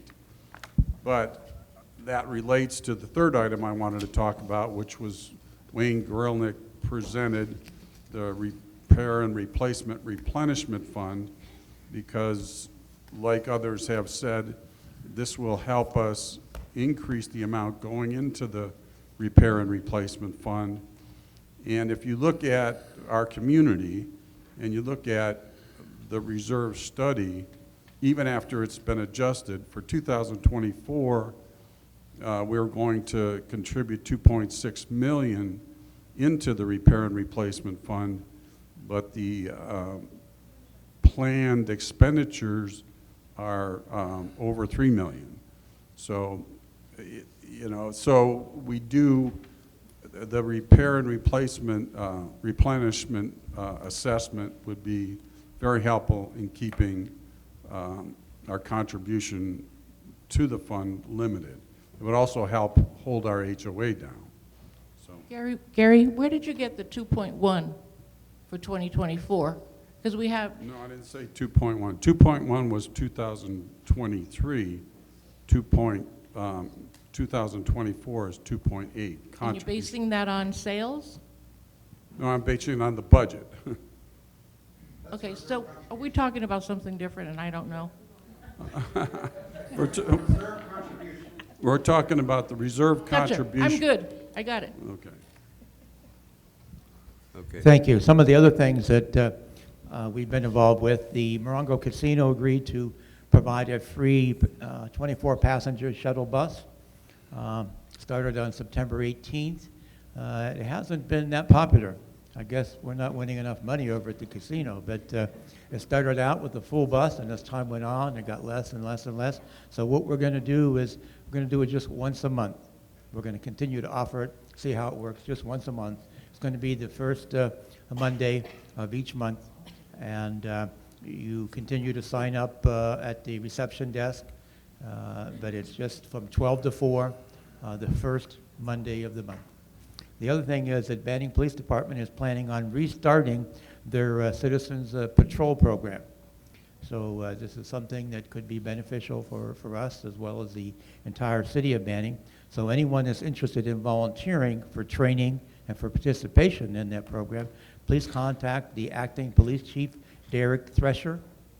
Phone number is 951-922-3170. This is the main number there, not his personal number. But just we need to get some numbers as to how many people might be interested. We had this program many, many years ago, and one of the police chiefs phased it out. He wants to restart it, depending upon how many people volunteer for it.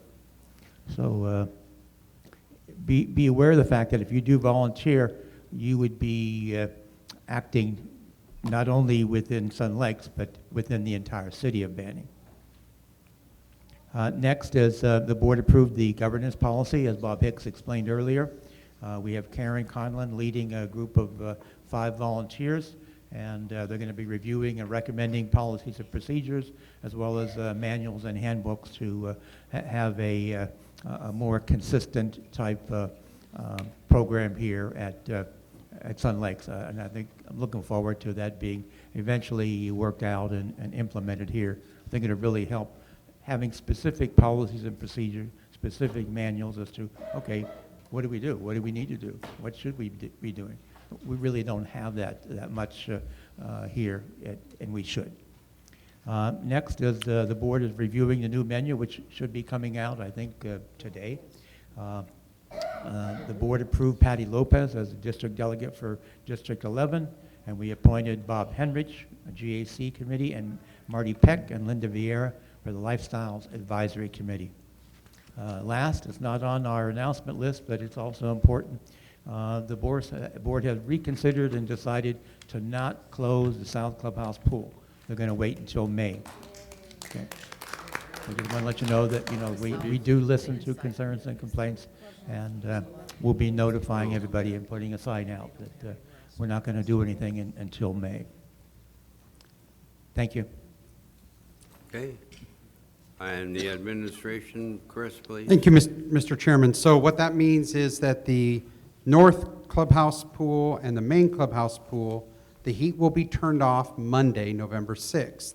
So this is your last weekend. It should be a good weekend. Jason, he's running away. He was the weatherman for a minute.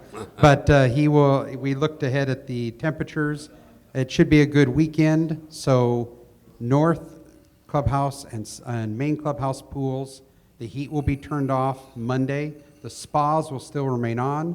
So if you're part of the Polar Bear Club, you can go to the pool and then jump into the spa to heat up. Quickly, because I know we've had some long presentations, so I will be quick. Let's just get there quick. I got 30 seconds, Bob. So as Bob said, the budget was approved.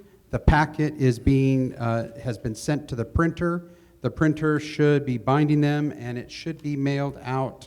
I believe it is by the 10th. That way members receive it before the end of the month to comply with the civil code. We also have, as a reminder, the manager report. Delegates, as a reminder, this is online. This is in the library, and it's also in admin, the hard copies. It has great information, statistics about what is going on with the association. A lot of the questions that we've received in the past from members, we are including in this report. Also, a project and initiative update is included. I will also be putting this online, so if you don't want to read my report, you just want to know projects, you should go online under projects. There's an information tab, and Hernan probably knows better than I do, but it is under the tab of, let's see, community information, and then there is projects and reports. My report on projects will be there, and we will keep updating those so that you kind of know what's going on with the association.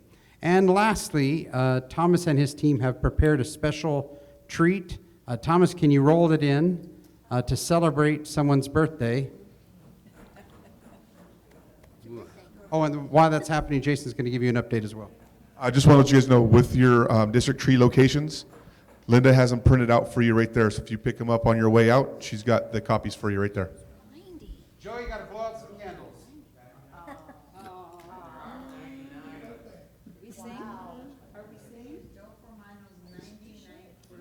So happy birthday to Joe. We're going to sing happy birthday. And then to you. Happy birthday to you. Happy birthday, dear Joe. 90. Happy birthday to you. Oh, my God. Okay, Joe, blow out the candles, make a wish.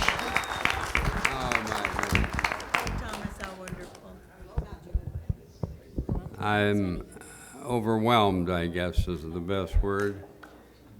Thank you very much. I appreciate this. It means to me the friendship and the family atmosphere that we have here at Sun Lakes, and I think that's an important item with us. I can't say it any clearer than that. Thank you all very much for this tribute. Blow out your candles, Joe, make a wish. There we go. Perfect. Thank Thomas will be cutting up some slices for the delegates to eat. It is a lemon cake, Thomas? Okay. I've suddenly seen delegates returning to the desk for cake. That's perfect. He gives us a cake and he takes it away. All right. Oh, my. The delegates. Let's start with Barb. How about that? Barb? Barbara Elnes, District 1. I have a question for Chris. I'm wondering when, I'm not wondering when, I'm wondering how the sidewalks in Sun Lakes are inspected, or is it up to the delegates to tell you when sidewalks are uneven and a risk of tripping? So Mark does do inspection. There's a vendor that does that, but we also rely on delegates communicating to that as well, because, for example, if someone does the inspection and for that month it was fine, then the day after something happens, we don't know. So again, this is a partnership with the community. We would like the delegates to report that through either message to management or communicate that to Jason, myself, and Mark Schleiden, if you'd rather communicate that way. But please let us know, because we do have some areas that we know we need to go back and take care of. So that's a great question. Very good. Thank you. Thank you, Barb. Loretta? Loretta Kuthar, District 2. And I'm preparing for the happiest time of the year. We're having our Christmas party, and it's going to be very nice with 3 other districts. And that's it. Jim Nichols, District 3. I have no comments. Thank you.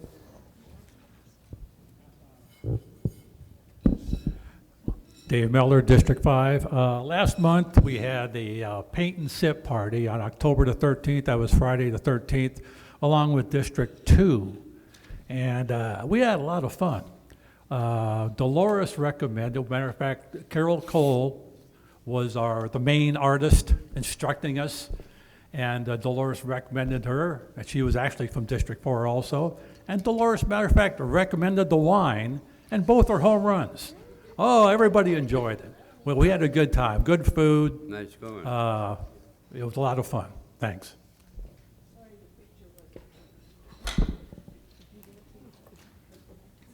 Fran? Fran Hanratty, District 7, no comment. Chris Gonzalez, District 8, no comment. Linda Vieira, District 9, and no comment.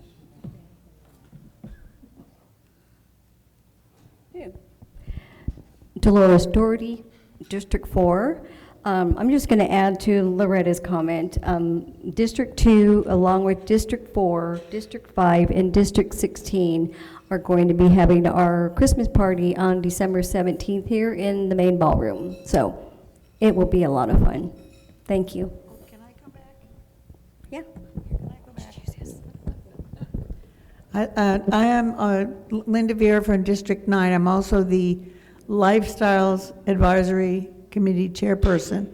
I want to remind all of you that you have until the 7th of this month to send in any articles about Christmas, about the holidays that you want, that you would be open to welcoming the community to. Send it to sunlakesnews@yahoo.com by the 7th of the, actually by the 6th of the month.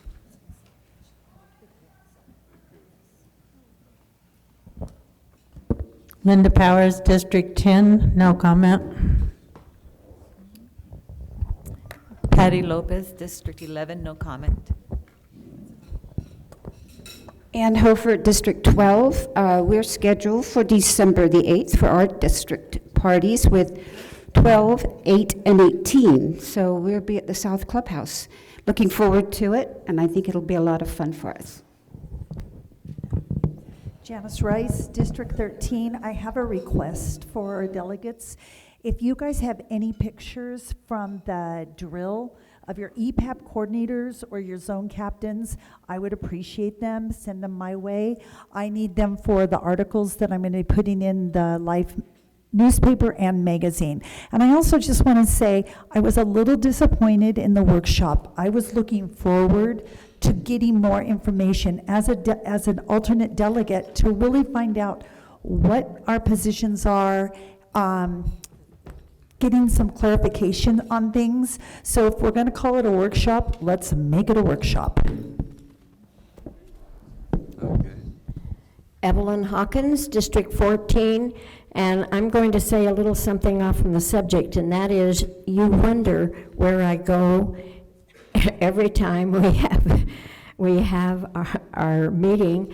I am president of another club, which is the ICC Dinner Dance Club, and we have sign-ups at 3 o'clock at South Clubhouse. So my board gets everything going, and I come flying in the door before 3:30, and we have sign-ups. And so I'm working, and today I got it done real quick, and I'm back. So, and I'm very, very happy to be a part of this organization.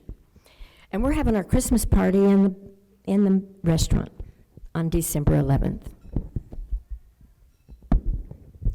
Judy Taylor, District 15, no comment.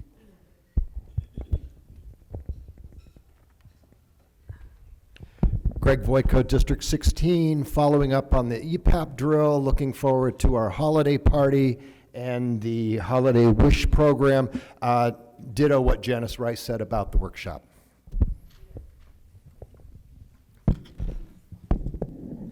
Jamie Taylor, District 17 alternate, and I agree, as an alternate, that it would be very nice to have received a handbook, and that the workshop would have been nice if there was more, well, a workshop, okay. We are planning a Christmas party with District 13 this year here in the ballroom. Looking forward to that. Thank you. Linda Spalding, District 19. If we could just have 1 minute, Evelyn, could you please tell us how long you have been a delegate? I want to know. Come on. You're not shy. We all know that. I've been here 28 years, and when I came through the gate in 1996, they made me delegate in my district. We were the end of Sun Lakes. My district ended in Sun Lakes, and I guess they didn't really know what they were doing, but somebody had to take it. So I've been, actually, I didn't take it at the time. There were two gentlemen that were delegates before me, but it's been since '96. Oh, it's still me. I passed out, I typed this up for Dory, and I passed everyone, gave everyone a sheet. You don't have to put all of this in your newsletter, and I was hoping Dory would speak on this, because I know she's not shy. But it gives you a good guideline on what types of bottles and cans and things that she does collect. And you said October, another $1,500 in October. Thank you so much for all you do. You work hard. Bingo night, she's here going through the trash.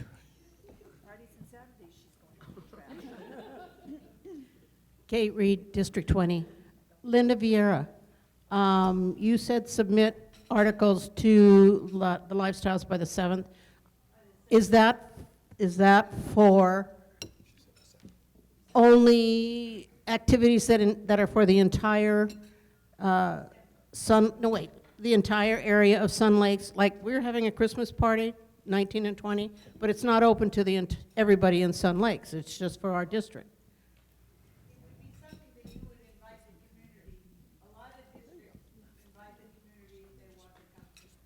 Okay, I just wanted to verify that. So I won't be sending you an article then, because ours is not open to the community. I do have a question about, we got all these great stop signs put in, and we had the flags, now the flags are gone. What happened to the paint that says stop on the ground? It's disappeared. In your district, or? On Country Club Drive. I'll have to take a look. The two new, the stop sign at the one that comes in from Gate 5. Yeah, that's. Glen Eagles. It's almost worn off. There's almost no paint. Okay. And that's all I have to say.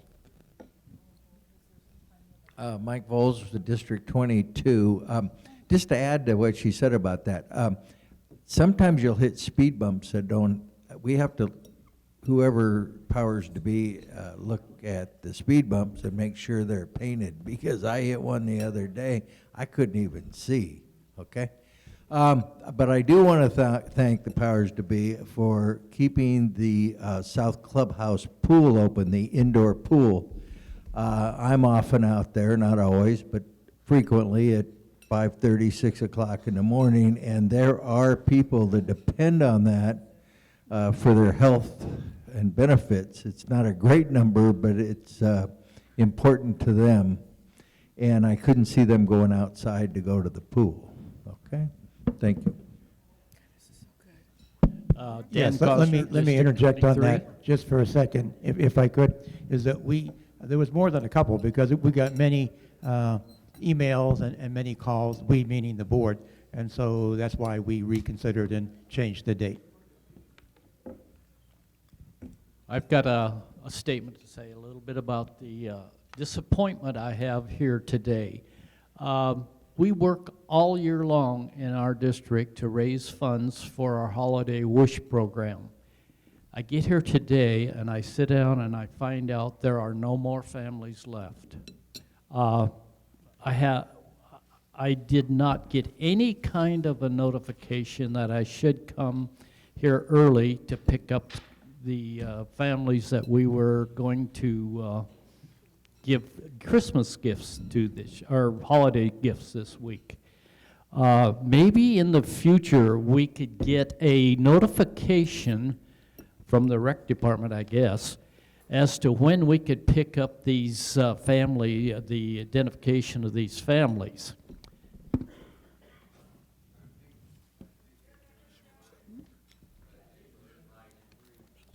I'm sorry, Joe, the speaker's not working. Your speaker, Joe, isn't working. Is this better? Yeah. Okay. I think you're going to find that the number of families was what they had handled last year. I think there are far more available, and they will be available, I would say, the first of the week. Yeah, Jason said he would pick some up for me. Yes. So it's not the lack of, it was just based on what the distribution was last year. Go ahead, I'm sorry. Okay, well, it'll all work out, I hope. One other question was, when can we pick up our Christmas trees from the bus room? I would need that 14th of November, not December. Okay, thank you. Mr. Chairman, I would just want to interject just one item and remind the delegates and the alternates that the volunteer luncheon is on Friday, December 15th. You should be receiving those cards. Please RSVP. Thank you, so we know if you're coming or not. Thank you. I want to add to that.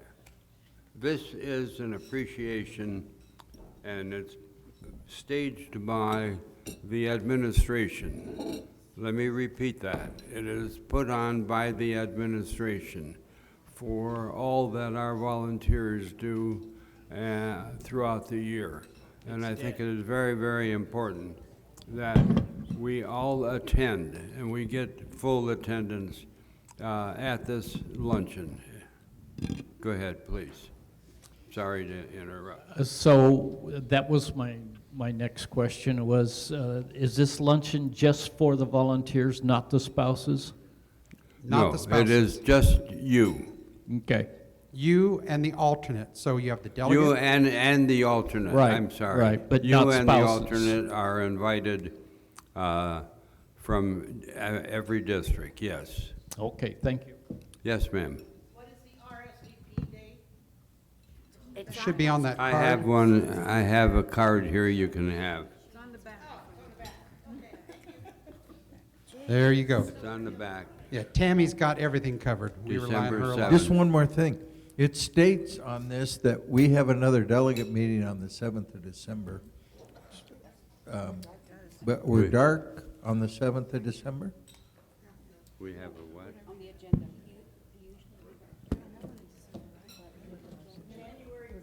Right, so that was in error in case well, it wasn't in error. In case we needed that month, we always place that on the agenda, but it will be discarded, and our next meeting will be in January.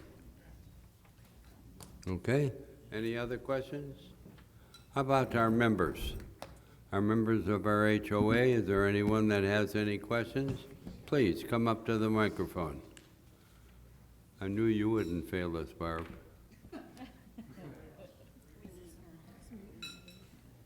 Oh, yeah, for sure. Okay. Hopefully, not too many of you remember, I had a question last time about the open meeting of the workshop. And I said I would bring back an answer today.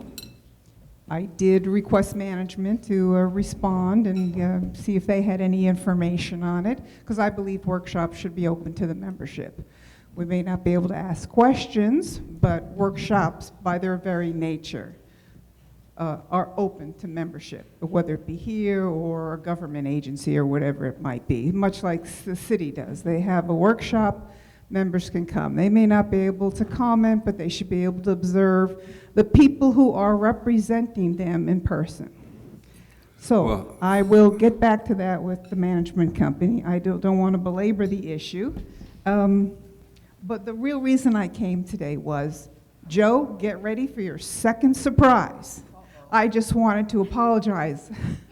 Oh, I think at the last meeting I was a little testy, and I'll apologize to the delegates, because I know how hard you work. I was a zone captain, I'm on EPAP, and I think I might have had the topic get a little hot for me. So I apologize to everybody for that. Hopefully I won't do the same thing today.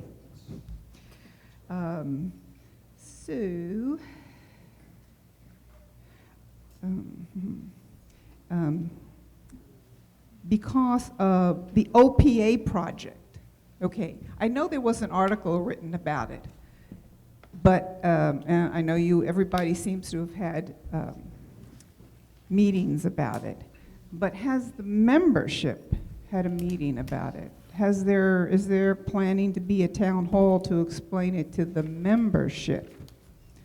So that would be my question for the board and the delegates who represent us.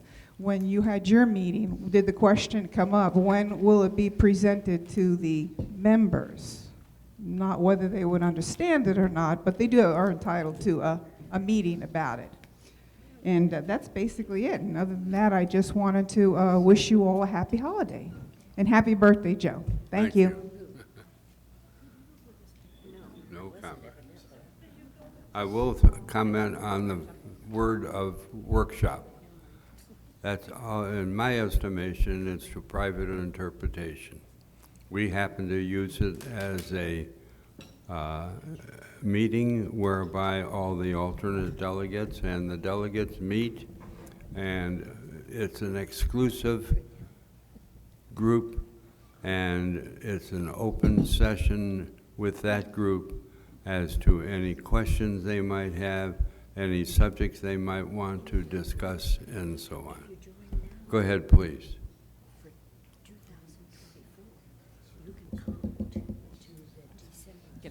Good afternoon, everyone. My name is Dory, and I'm your Sun Lakes recycle lady. Thank you, Linda, for speaking to me earlier about what information has been given to each of the delegates. I will thank each of the delegates if they would share this with their residents. And what I'd like to do right now is share it with the folks on TV who may not see this.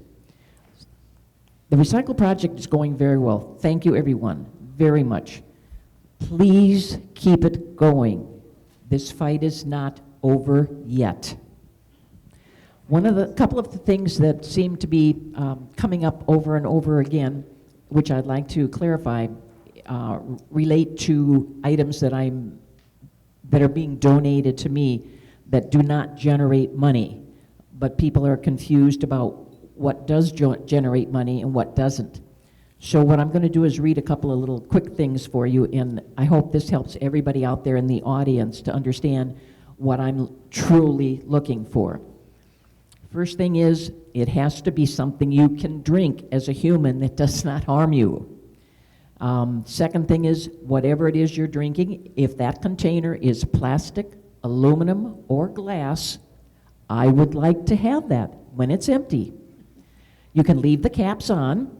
If you're strong enough, crush the bottles, crush that plastic, crush that aluminum if you can, and then turn it into me. It saves me a little space in the bags that I'm putting everything in. Next, I thank everyone who's cleaning out their receptacle before they give it to me. I have so many ants and so many flies in my garage, I can't tell you. So please continue to clean them out. However, be careful when you are cleaning them out that you do not remove the label which says CRV, California Recycle Value, because once the label's gone, it's worthless. I don't get any money for it. I also do not want any food containers, so please don't give me any of your medicine bottles, any of your utensils, any of your cups, any of your, I don't know, margarine plastic containers. Those are things that do not generate money. Only things you can drink.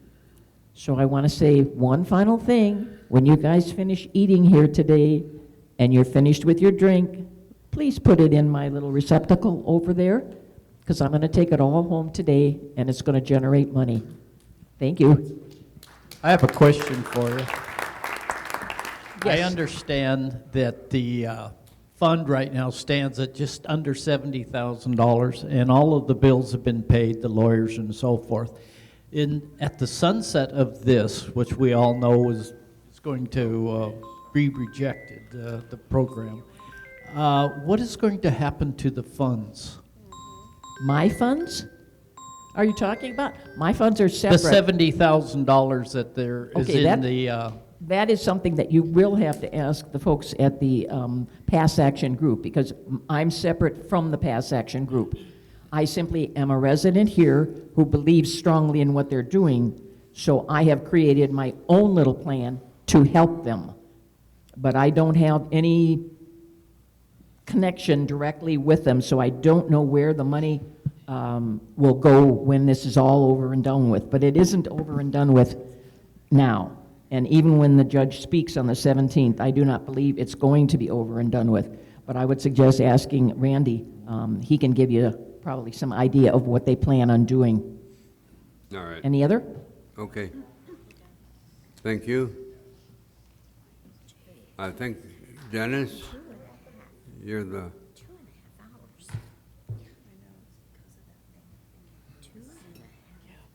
Good afternoon, everyone. I'm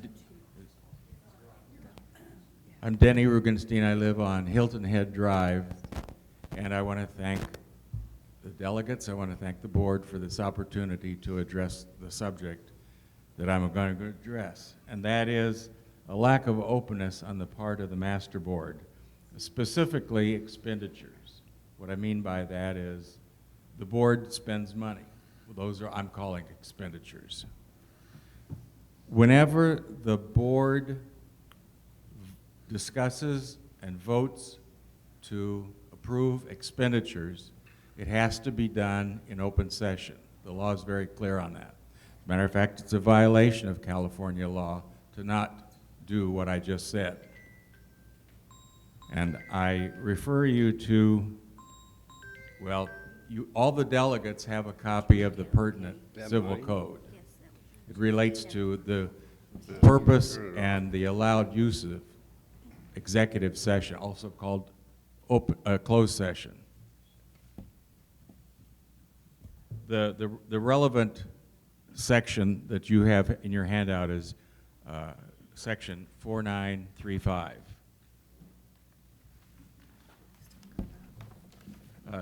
I'm not going to read it to you. I know you can all read.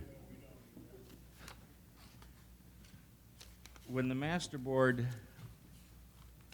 votes to approve expenditures, it's a public concern. It's not a privileged communication. It's not a privileged function that the board performs. The executive sessions or the closed sessions are reserved for confidential issues. When we are affected in general, because we are residents and we pay our HOA fees, that takes it from the realm of being permitted in executive session.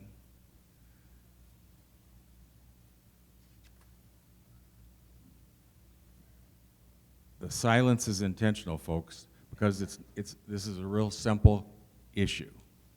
When the board has to face an expenditure, the necessity to spend money, there's a choice to be made. Either the issue, the motion, the discussion, and the vote for approval is either going to be done in executive or closed session, or it's going to be done in open session. As I read section 4935, it's real clear. It actually delineates quite clearly. There is case law which clarifies but does not expand the scope of section 4935. So I'm hoping that a change of behavior will result. So far, personal appeal has not.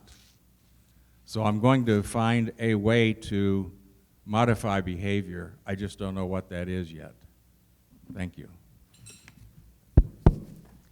I would like to respond to that if I could.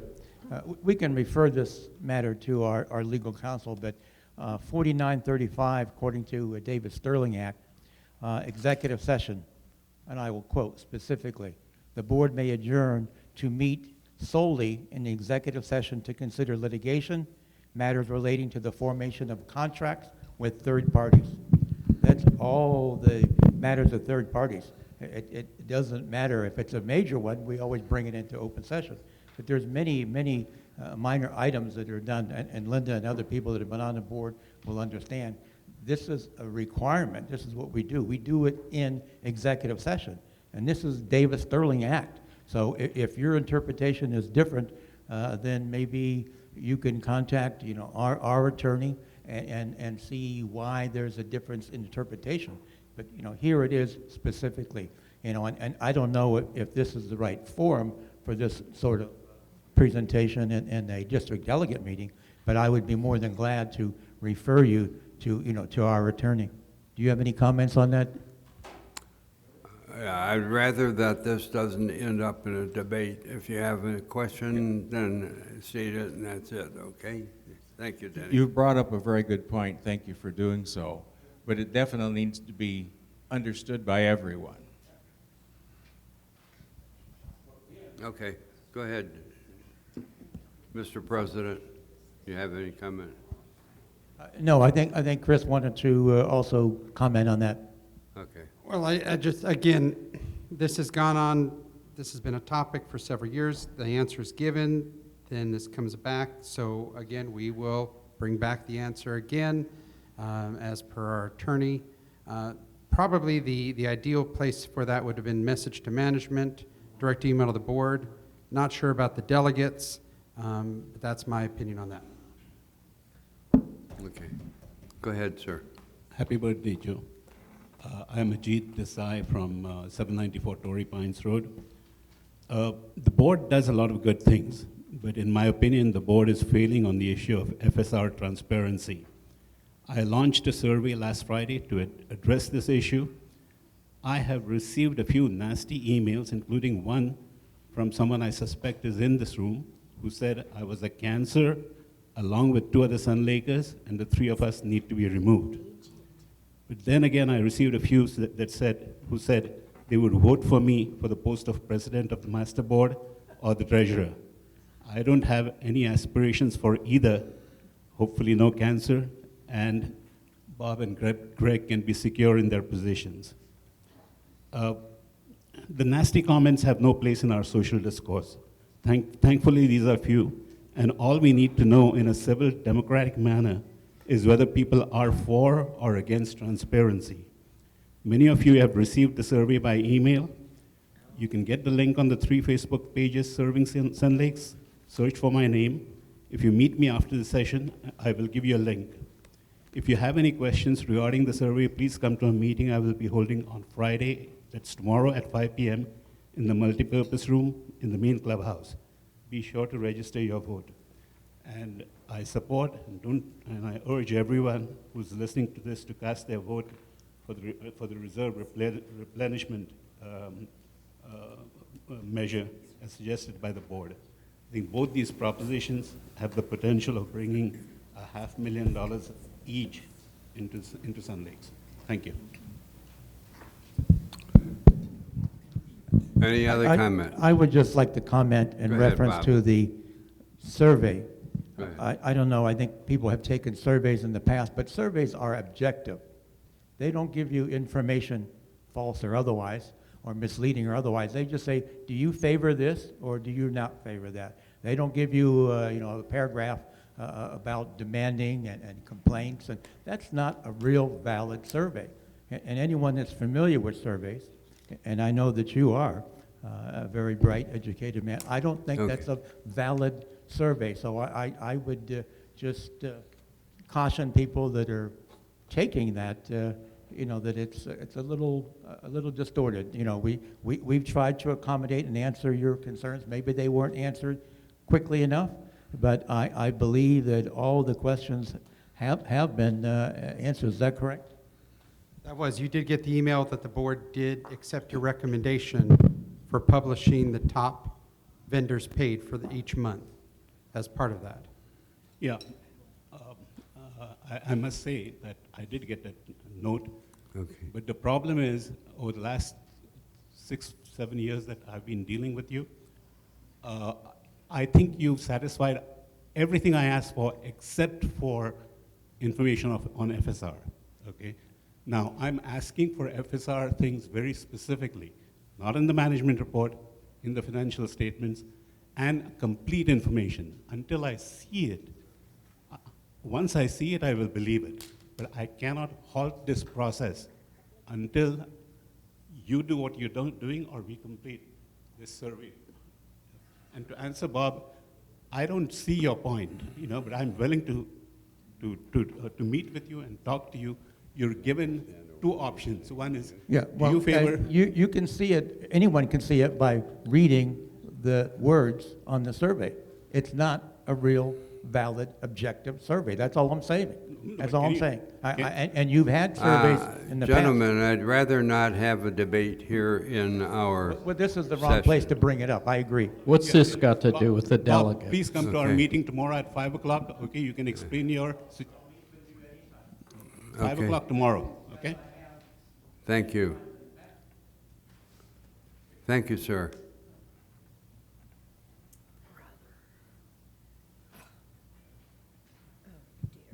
Rainine Kretschmann, Bay Hill Road. My question is directed to you as the chair, Joe. This is a delegate meeting, and so I would think the questions from the audience should be related to the delegates. And it seems like at every meeting, they take it over and start addressing and attacking the master board, and that they have an open forum meeting that's for that. So I just wondered if that can't be better controlled. Thanks. Thank you. Good comment. I guess I'm the last speaker of this afternoon. It is with regret and my being very chagrined, but I think I'm going to tender my resignation as director, as chairperson of the District Delegate Assembly as of effective this afternoon. I feel that I have given everything that I have over the years. I believe, honestly believe, that I'm running out of gas. And this session, this group, deserves more than that. So therefore, I wish that you would accept my resignation and immediately have an election to fill the spot.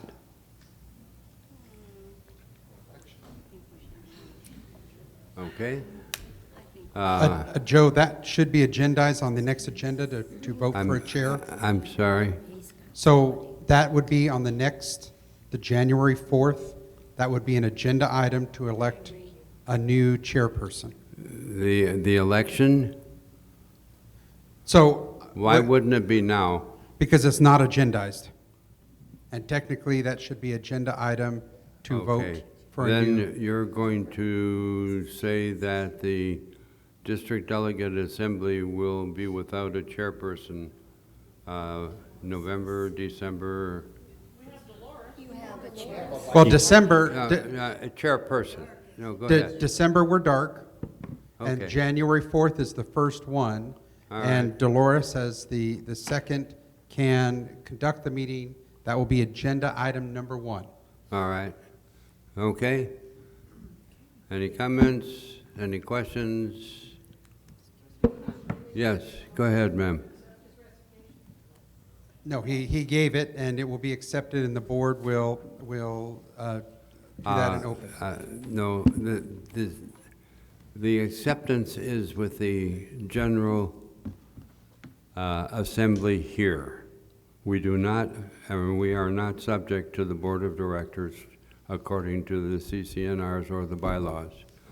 You elect the chairperson and you accept the resignation of the chairperson as members of the District Delegate Assembly.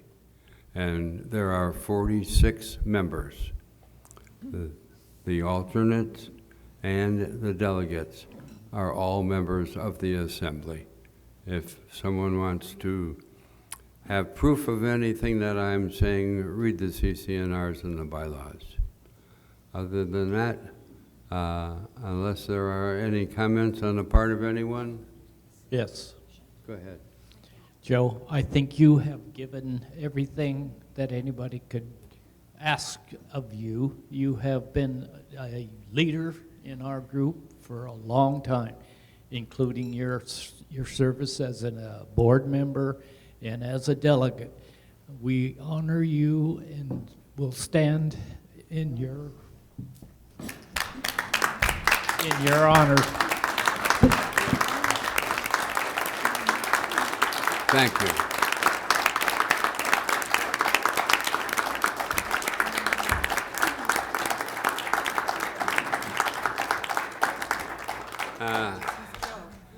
I don't know what comment to make other than on my birthday, I not only get a cake, I get an ovation from my colleagues, my friends, and I thank all of you for being just that. This meeting is adjourned.